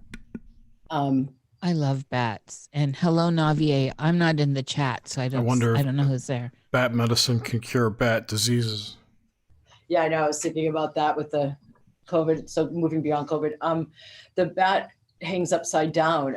It's kind of like the shamanic practice of going out into the desert and being buried alive. They have to lay down in a grave that's deeply dug, but obviously not with sand over them, and they have to stay there for 3 days. And it's a rebirth of so there's the butterfly, there's the snake, and there's the bat, all of which can be considered medicine for transformation or transmutation. And I consider the butterfly the lightest. It's a lighter transformation. It has a sense of sweetness to it. And even in my work that I did in ancient power mysteries before moving to Asia, it was within the Native American community quite in depth. And they also talk about when a butterfly flutters by, the thought you just had is accurate. So there's another. That's incredible. Isn't that cool? I like that. Because I think we all know by now the butterfly symbolizes transformation. Yes, transience, the power of it. Transcendence or transience? Transience, how everything's kind of transient. We're moving through constantly change. Wow, yeah, that's beautiful. So it's constant transformation. Yeah. So it's constant transformation, which is what you were talking about this week with the revealing that's happening. So the snake medicine is, it feels heavier. Even in the way the Native Americans treat snake medicine, it's heavier than the butterfly. It's denser, what's clearing, because you have to take off your whole skin. So that's transmutation, when we'll transmute the snake venom, in the antidote itself is the venom. So there's an element of transmutation of poison. So it's considered like heavier medicine than the transformation of a butterfly. And then we go to the bat, and that's like the deepest transmutation. You're just basically hanging upside down, and it's a death rebirth. So it seems to me intuitively, from what I'm gathering and what you said, Nish, that you're really at a turning point. your old has shown itself. You've smelled it. You can smell the oldness, the staleness to it. And it is almost like you're hanging upside down and shaking out all the old. And that Huguenots piece that you brought up, it's funny, man, because like a couple of years back, I found myself when on the weekends we would watch something on Amazon Prime or Netflix, and there was series consistently about sword fighting men, whether they were in kilts with no undies underneath, which was great, or they were in short Roman uniforms, which is also great. You know, all those great shots of like the male body in its best form. Ooh, girl, yes. Free balling it. Yeah. No. Ooh, honey, I'm getting the fever. Images of like Brad Pitt, this way back when he did Thor, or Christian Hemsworth when he did Thor. So yeah, anyway, that all of that warrior energy. I know that like in the spiritual community, the idea of being a warrior, a spiritual warrior, is hot. And I know that for the past bunch of years, I've been guiding people out of that. So I feel like I was watching a bunch of shows that by my consciousness watching it, I was helping to turn the page beyond that part of the old form of masculine, the old paradigm of destruction and fighting. And I have noticed for the past, at least it was before COVID, by 2 years at least, I have then also been watching a ton of stuff about persecution of the Huguenots, the Reformation in England in particular, the burning of witches, and then the persecution of the Catholics at other times, and then the whole Huguenot persecution in France, that massacre and all of it. And so, and I have a Jewish background. If you want to talk about persecution, like what am I doing? I'm doing a one-up thing on suffering, you know, like that's the well, we could go across the board. Everyone's had their turn on the wheel. Yeah, but isn't that the old paradigm though? Like, well, I've suffered more than you think you got it bad. Listen to this. Remember, you know what I mean? Like how it seems like you're a hero the more you've suffered. That Oh, whole I know. We've got to get past the victimhood. That's what I'm saying. That's exactly my point, is we need to get past this. And this genetic stuff that has been passed down needs to be worked out individually and internally. And it's what I'm seeing is it's being projected outward in the worst possible way. Wait, hold on a second though. There's another way to frame that. Yes, to everything you said. The working through it individually, it's in the genetic coding. And that's, so when I find myself watching a themed topic or let's say issue, I know that it's up for clearing. And I know that by my watching it, like I said, I'm helping it to clear, but then I end up with people in my mastermind or my magic manifestation and money flow group, or even on my free monthly call, who have this, which they're wanting to clear within themselves, like you're talking about for within you. So it's a collective at the same time. So where we will tend, to personalize something, I really want so much to hug you with the sentiment of it's not just you, it's clearing collectively. And by you clearing it individually, taking responsibility, like you said, individually, you're helping it clear out of the collective because of the holographic unity we are all actually existing within, especially in these times. So whenever that's a fractal. Yeah. And whenever I run clearings, there's always there's, as you already identified in my consciousness, I'm always working at the collective level, whether I'm individualizing a clearing. And every clearing I do in a group setting, it's always individualized. The beautiful, natural, inherent intelligence of the light, the divine intelligence within the light, it prioritizes and it knows what each person's system most needs in regards to that topic I'm clearing on. So if you don't need it at the baseline level, whereas somebody next to you listening did need it at the baseline level, you'll receive it at more of an activation level. Does that make sense? Yes, absolutely. Yeah, it's beautiful. And it's not me, it's the divine intelligence. And it's the bottom line of that supportive, unconditional love that is behind all life force and all of life. It's geared towards life, not destruction. Well, And isn't this part of what you were talking about with the sentience of life force? How it's aware of what you need. There's a relationship going on here. absolutely. Yep. Yep. It is. It's funny because a client can come to me, and I teach this to my students, or I'm training them in the energy medicine system of VUP. When they're having a client on the table and the client might come in for chronic back pain, and why is their knee all of a sudden hurting when let's say the practitioner is up at the crown? It's because one, the crown distributes all the way through the central nervous system. Two, the crown covers the whole body. Three, it can flow. So the divine intelligence within the light, or the vital life force energy, knows what needs to be healed in what order, in order to root out the core problem. So it knows what order to go in. I'm by no means, thank God, not responsible for that. I'm a channel for the light to come through me. So, in a good vessel for a robust amount of it to come through me. So they'll be like, oh my God, my knee's hurting. And explain it to them if they need it. But yeah, it knows what it's doing. And this to me is, if I may use the word, absolutely magical. Yeah. And it confirms, so my second book, Vibrational Upgrade, A Conspiracy for Your Bliss, Using Humanity's Evolutionary Transition. A Conspiracy for Your Bliss is the subtitle because of the chakra system and what I found. It really is. We're set up for such a phenomenal existence when we can master our selves, when we can get beyond the myopic, self-indulgent, self-absorbed ego mind and come out of that. And instead of the mind walking us, if you picture a dog owner walking a dog on a lead, being ran by the dog because the dog's running ahead and there's no control over the dog, that's an untamed mind.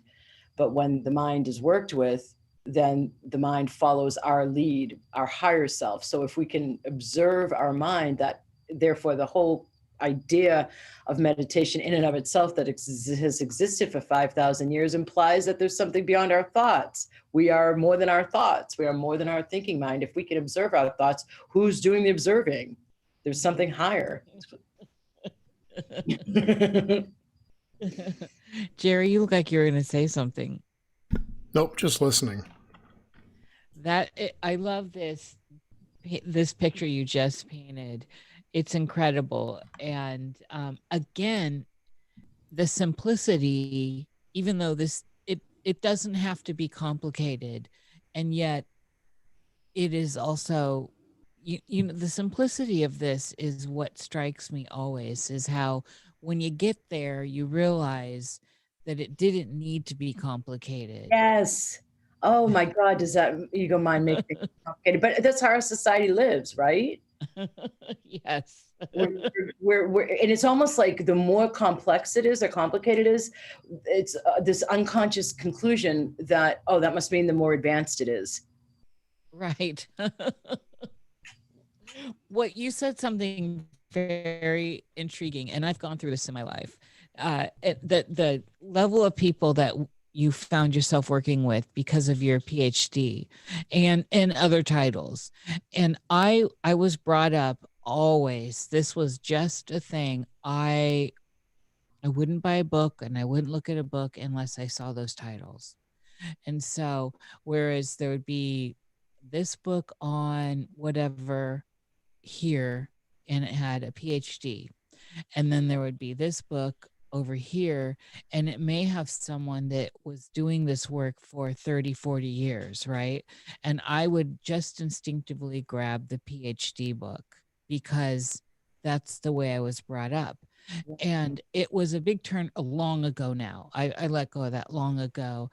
And But I now, and then I boomeranged with that, because it's like the in the field experience, doing the real hard work is where it mattered. But now I understand a lot of the power of that, where people that are within that side of the brain value those titles.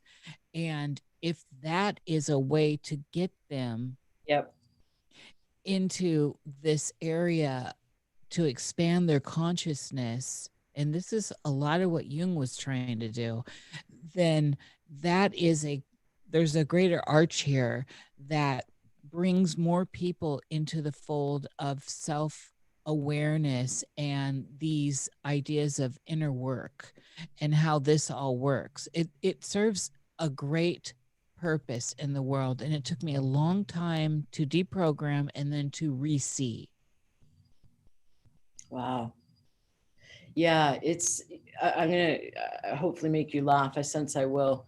I was sitting in my master's program at one point, graduate school, and really aware that the level of attention and quality from my professors, if I was even being given a professor as opposed to an assistant professor, because much of the time, not at the undergraduate level, but at the graduate level, and I'm at a different university between the two, so that had something to do with it.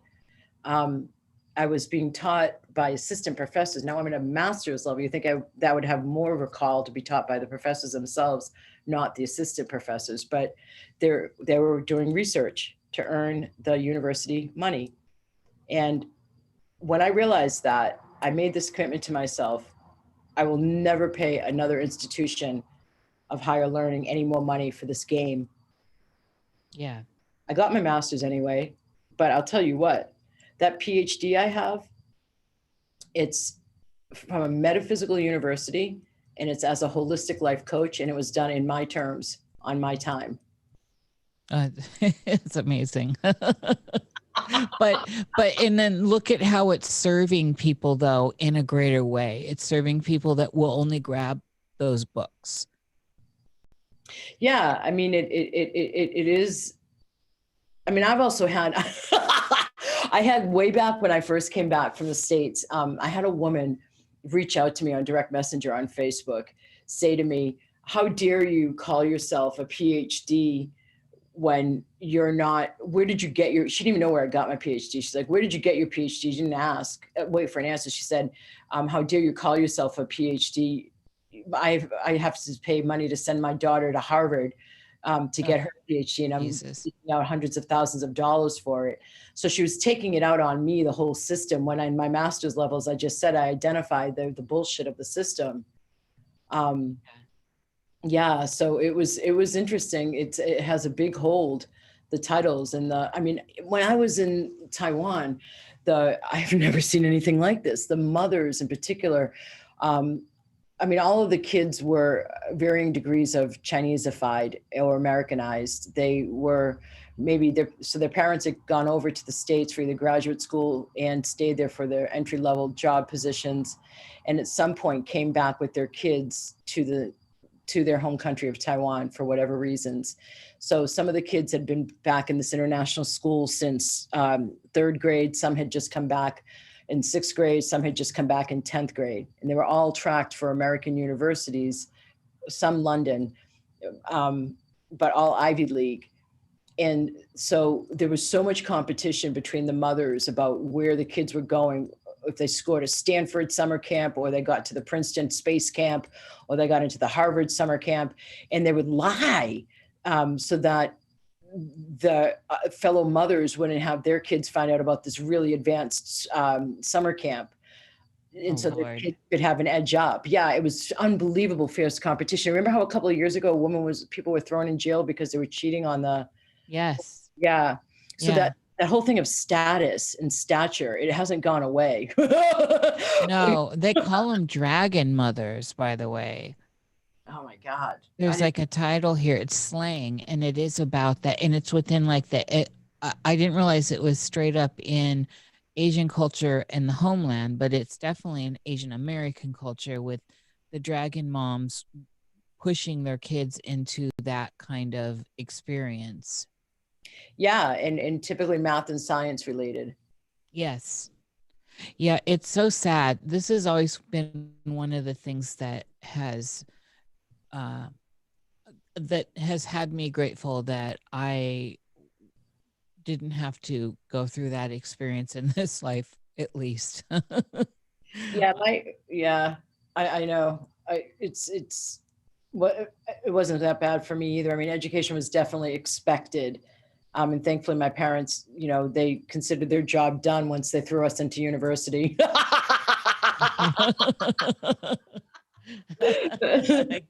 Girl, I love that laugh so much.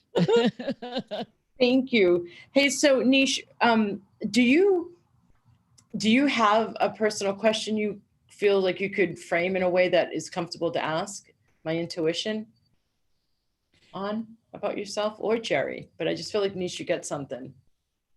Well, there's a lot. There's definitely a lot. And I mean, I don't know where I would. It's weird because you ask that directly and then it's like,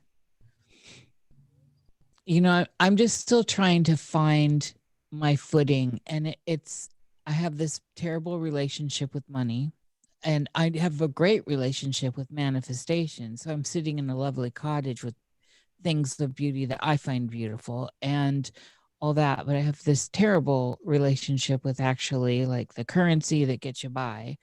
And so I've always been trying to balance that out. I'm also trying to balance out the idea of personal relationships, not romantic ones, but interpersonal relationships and the currency of those, how easy it is for people these days to cancel each other out. I've never understood that. And I've been kind of dealing with that recently. That is just astounding to me. And so I'm wondering, when people fall away, they fall away. I get it, but I don't understand scorched earth. And that's just something where I will go and be upset about what did I do? And it's like a fast death or a suicide. You know what I'm saying? You don't get any communication. You don't get any answers. You're just canceled. Yeah. And I hear the hurt and the pain. So let me just listen in for a second to see what will support you best.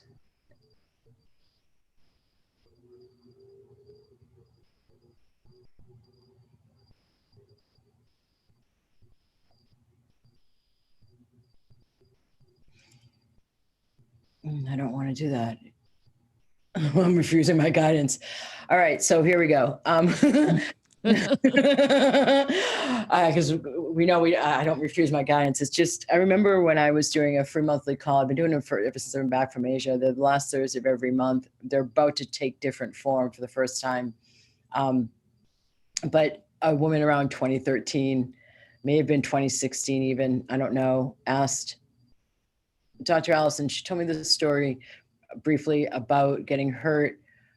Somebody was bullying her, not physically, and she didn't understand why. And she ended her description of what was going on for her with, is it just that I have to toughen up? And I checked in with my guidance like I just did, and I actually heard yes. And I was surprised by it. And I said to her, yes. And this is part of the rebalancing that's going on right now too.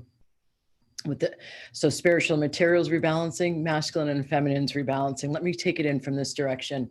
If you have a strong masculine as well as a strong feminine, that means then you're willing to take action on your own behalf. And if you're in a setting where you get, I'm not saying you get easily hurt, Nish, please don't hear that. If you're in a setting where you feel like you are the one who's taking in hurt from others' actions more than you're delivering hurt to others, then it's possible strengthening your yang, strengthening your relationship to males, clearing your stuff with male authority figures so that you can feel more relationship with your masculine will help with having a stronger field so that it doesn't seem quite so easy for others to throw their shite at you.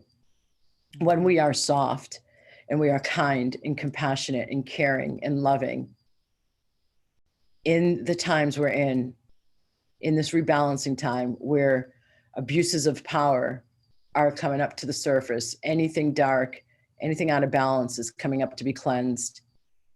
And people, some have to hit rock bottom before they'll deal with themselves. And I'm going to throw in COVID here. It is not the times right now to allow yourself to be a wide open sponge, clairsentiently, empathically. Your kindness is currency. Your compassion is currency. And you are to only give it where it is earned and where it is due once somebody has proven themselves. So that a sense of self, not reliance and not self-worth, but self-valuing. I have been saying this, you're hearing my tone change. This is going into transmission and channeling. I have been saying this about how it's the,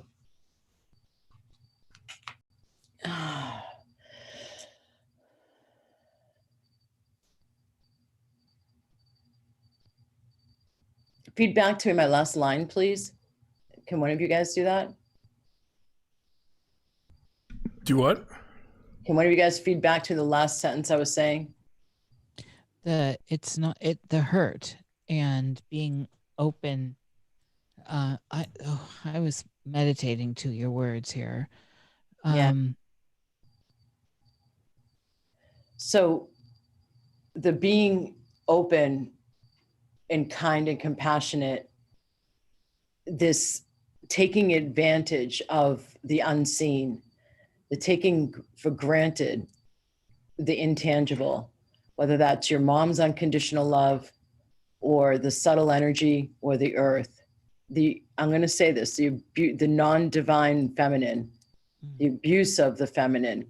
Because if you think of the yin yang, yang is the white, yin is the black. Yin's obviously the feminine, yang masculine. Moon is yin, sun is yang. So if you're the hidden, the unseen, the seeding, the intuition, all of that's the yin. The active, the outward steps, the tangible, the action, all of that's the yang. And it seems to me a massive part of the rebalancing that's going on is the no longer taking for granted the unseen forces like love, like compassion, like subtle energy, like vital life force energy, vitality. How many people are asking for more of that? So while somebody else would say we need more kindness and more compassion in this world, what happens to those who are naturally kind, naturally caring, naturally compassionate, and they get burned? A lot of them go bitter. I'm not saying go bitter. I'm saying use your discernment. And if somebody in one time, their first time, has shown you their character, don't sit and hope that they'll change. Step up your game in your level of self-valuing, because your kindness and your compassion applied appropriately is so needed and so powerful. But when it's drained and leached or vampired, or leaked, it's watered down.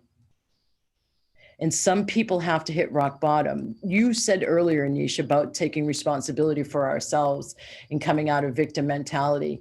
And if somebody is in victim mode, you bet your sweet bottom that they're going to drain you of compassion, and they're going to drain because they don't want to deal with themselves. So they're going to take from others, and that's happening.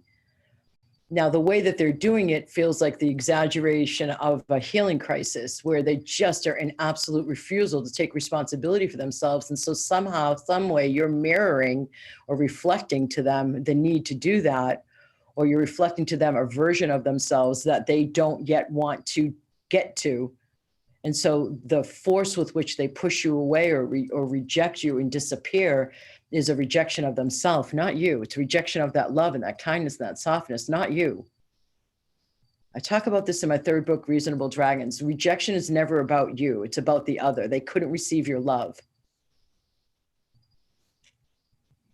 And it's interesting. And one of the things that I ponder too is, so how easily this is happening for a lot of people, where misunderstandings just lead to never talking again. Right, where there's no bridge, just scorched earth. Yeah, because they just don't want to face themselves, and you're providing too much of a mirror. It's a healing crisis right now, as the heart balances out with the intellect, and the heart actually gets treated as currency.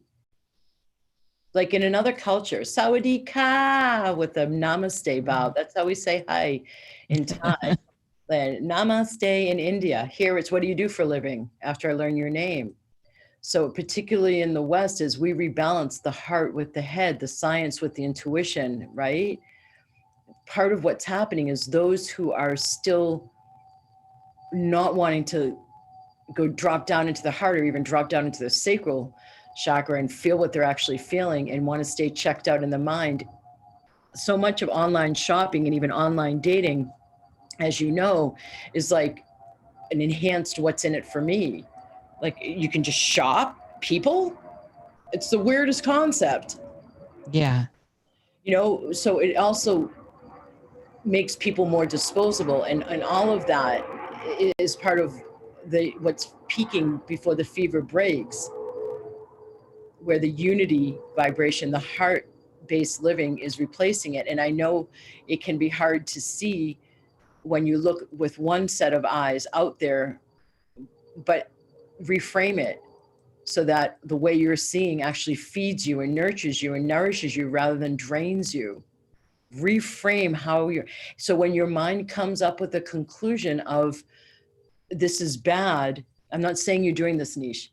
You're trying to understand. I'm by no means saying you're doing this, but if your mind is looking out there and seeing how people are just burning bridges, which they are, it's awareness intuitively. It's not, it's an observation. It's not false. But if your mind then wants to personalize it into making you feel bad or wrong, ask your mind, catch it before you start to go down that track. Is this even true, what you're thinking right now? Yeah. And then another way to play with that I've been doing, you're hearing me move, yes. Another way that I've been playing with that recently is on calls nowadays, I'm using something, another tool, a stronger tool, because it's needed now for redirect. Oh, holy shit.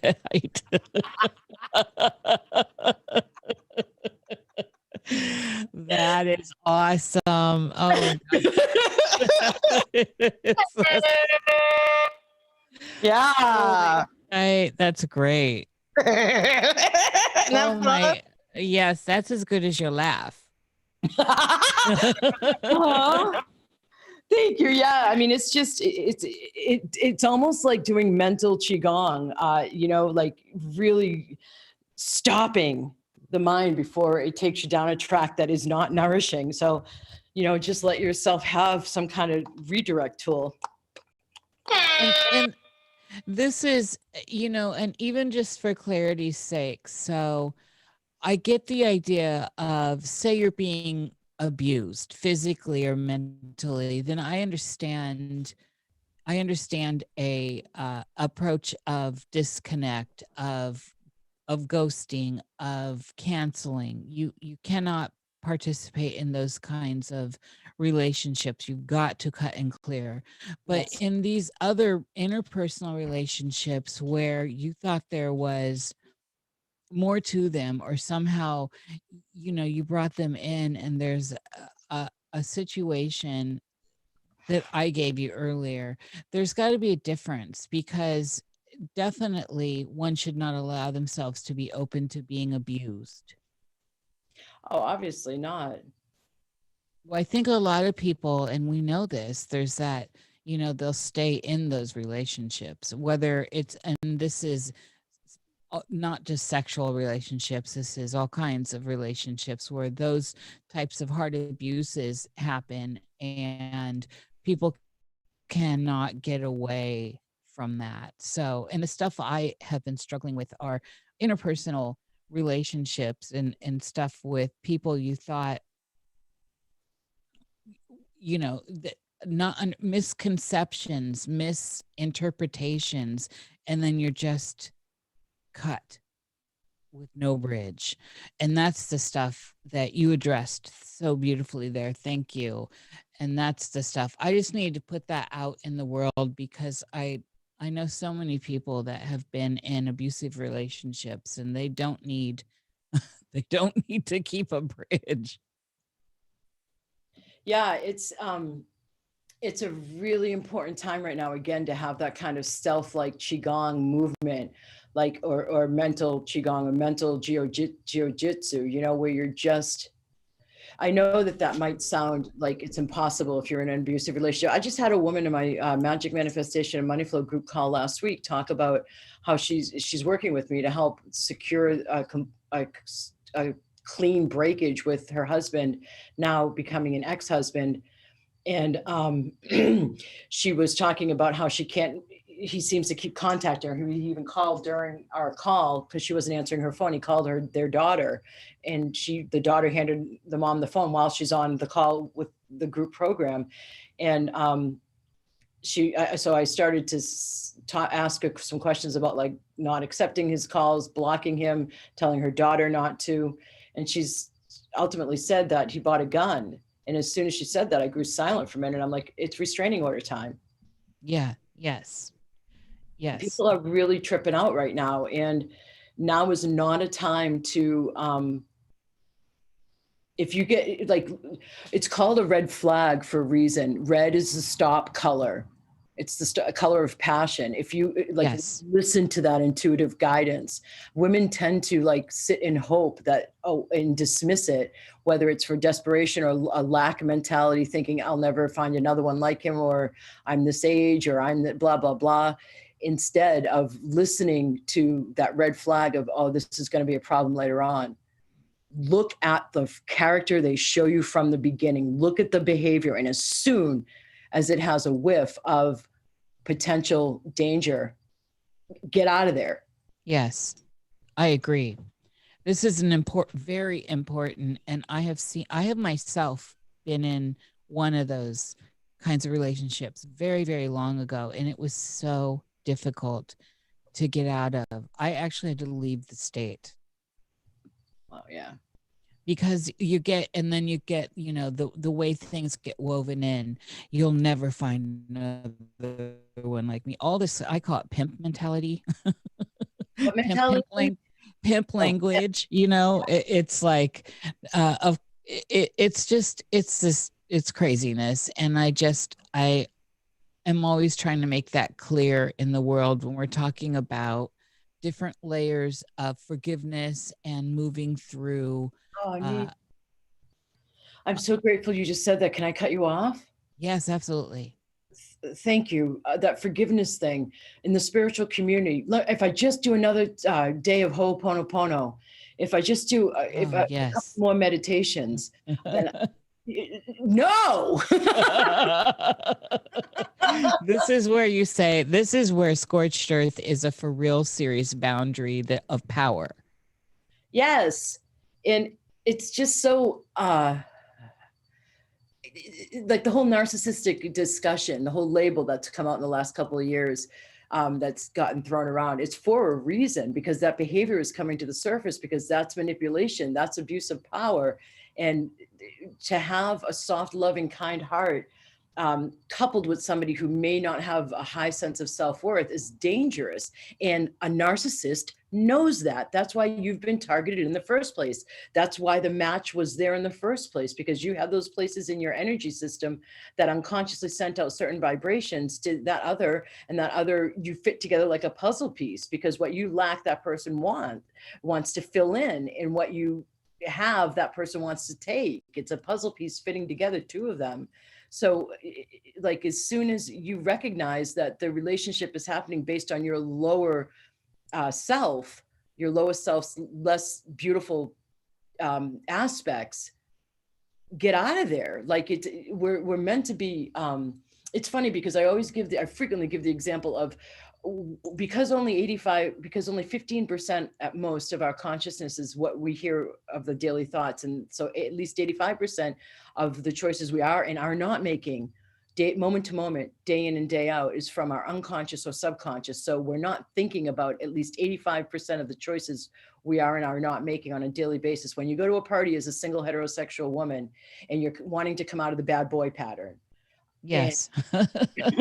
Yes. And so you're looking for the guy that's not dressed like, the Roman guy or the kilt wearing warrior. You're wanting to relate with the more soft, sensitive guys. What you will notice is the bad boy. And it's like your peripheral vision vibrationally will not pick up on the sensitive guy unless you consciously shift, and you've had clearings and activations done on your unconscious and subconscious, so that you can now open up to new possibilities from new vibrations that have come in from clearing out the old. So you have access to more fresh consciousness to make new choices from. So your peripheral blinders drop a little bit more and you can take in a new possibility. So we attract certain levels of a certain type of person at a certain stage in order to, because that's where we were at. And it's okay that changes. It's best that changes. I'm not saying everybody get divorced now, obviously, but like, if it's an abusive downward spiral relationship and you're changing and the other one is not, I mean, that's the most common cause. It could be money, but that's what I think is the most common cause in this arena for divorce, is one person changes. And that's also what keeps people from engaging in this work more actively. If they change too much, will they have to leave their spouse? Will I lose that person if I change too much? So they don't. Be true to yourself. And if it loves you, this is change together. Yes, absolutely. And that's this greater work. What do you mean? Well, I mean by this, when we were talking about earlier with the animal magic, the animal medicine, this is part of that greater work. And I see it in the idea of how the fractals, so the transcendental aspect of energy movement and the transience of all of this that's in matter, this spirit in matter, this realm, and how part of the process is identifying these factors and transmuting them, and how important this work is. So for the abused person to find the boundary and cut and clear that, and that, that boundary could be considered a chrysalis, right, for the butterfly or the moth or whatever. I think more in an abuse relationship, it's more the snake. Right, shed the skin. That's heavier. Yeah. And I'm just checking out in the chat. I was saying, like, if you're in an abusive relationship, then you want to get out right away. But I'm not saying everybody get divorced tomorrow. I was joking. And you may not have heard under my laugh or after my laugh that, if there's genuine love there, people grow together and change together. And from a healthy standpoint, you allow your spouse or your significant other to change, because nobody owns somebody else. Right. Yeah. So you love the person and you see that they're going for something that's better for them. And you obviously, out of love, want that for the person. Now, your ego mind may be saying selfishly, does that mean she'll cook less dinners for me? Does that mean he'll cook less dinners for me?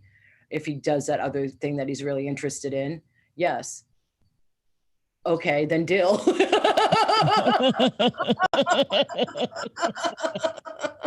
I mean, the compromise, I'm very consciously aware of compromising that has to happen to be in a relationship. And I actively choose not to be in a romantic relationship right now because of that. Yeah, that's a power in and of itself. That's like that's such a deep gnosis right there. And clearly of having done the work and been in the field of the relationship realm. I call it in the field at this point. Yeah, it is that. It definitely is that. And it's just, but it's so it warms my heart. I have 3 brothers and no sisters, and they're all beautiful men, and each in their own way. My dad's just lovely, and so like the men, the shifting that I see our men doing out there, our brothers doing out there. Like a couple months back, I saw for the first time a diaper company, Huggies, that had a man on the package with his baby in a diaper, as opposed to a woman. And I was just like, yeah, it's breaking through, you know, because all our brothers, so many of them are stepping up as more active dads and more supportive and nurturing of the family life, not just the work life. And they're becoming so awakened and so conscious. And I remember I was talking with a male friend of mine and I could have dated him, and he was spot on. I didn't choose to date him. He was saying, us sensitive men, we're good friends, but we don't get a lot of sex. Well, That's a story of my life. Oh, Jared, do you have something you would like Alison to tap into? No, I'm good. And do we have questions? Not that I saw. I'm gonna have to wrap soon because I have to leave. Yeah, we're past time. Yeah. Already. It went too fast. Alison, oh my God, this was amazing. Absolutely amazing with you. I thank you for this time. And on this note, also I'd love to have you on the Cosmic Salon where we can dive deeper into all this too. Okay, I love that. The Cosmic Salon. Woohoo! Yeah. Tell me more about it in an email. I think I don't have yours, but I have Jerry's. So I also want to send you a gift that's going to be of money clearings. It's called Empowered Abundance. Well, let me ask you to tune in, Niche. If you could have a choice, there's one that I could send you that, and Jerry, you could too, as a thank you for this time together. It was just absolutely lovely. Really just valuable. I didn't know what a 2-hour evening event was going to be like, and it was just I told you it'd be cool. Yes, so you did, and I knew it would be from your energy. Empowered Abundance is one where you're being given clearings and activations around anything where you feel like your money flows are outside of your control. The other one that I could give you is about opening up your receiving capacities. I will have to intuit. So what I'll do is I'll send you an email and connect, and then we can schedule that. I need to align with which one I think is better for myself. I tend to not focus on currency, and that does seem to be a problem since we need that to get on. It doesn't, I don't value it, and that's the problem. I mean that I don't know that's a problem, but it's a thing in my life. Like I value what I find beautiful and all that, but the currency needs to be strong. So but that beautiful cottage that you're living in is able to be lived in because of money. Yes. Yeah. Your body, like if you think of the difference between like silk and linen versus like prickly wool or cotton, like don't you want your body to be nurtured and with organic food? It's still come down in price, but it's still more expensive than the crop food. I mean, right. And I always make the choices of the organic, and I like all the fibers you mentioned, though. As long as they're natural, I'm in love. Yeah, so you need money for all of that. And so what about yeah, I want you to have a friendlier relationship with money, Niche. I want you to allow more of it to nurture you, to see it as just self-nurturance. Okay. And so I'll send you my email. I'll do that in the, can you see the chat in our private chat here? Yes. I'm going to send it. I'll right hook now. you guys up. Okay. Yeah. Thank you, Jer. Yeah, sure. So sorry. Which one do you want? I will send her your email, and I'll do like an intro email. But do you want the empowered abundance, bunch of clearings and activations, or do you want they're increasing your receiving? The first one. Yep. Please, That's what I got. Please and thank you. You're welcome. It's my honor. Well, this has been a wonderful conversation, and thank you so much for joining us. I put your links in the show description so people can find you on YouTube and your website. Thank you. On Amazon too, you can look up Yes. Dragon. A lot of what Nish and I were getting into towards the end, I go into great depth in the Dragon Master Creatrix. It's a story about a woman going to an international retreat to learn energy medicine. And there's a narration of her story all the way through.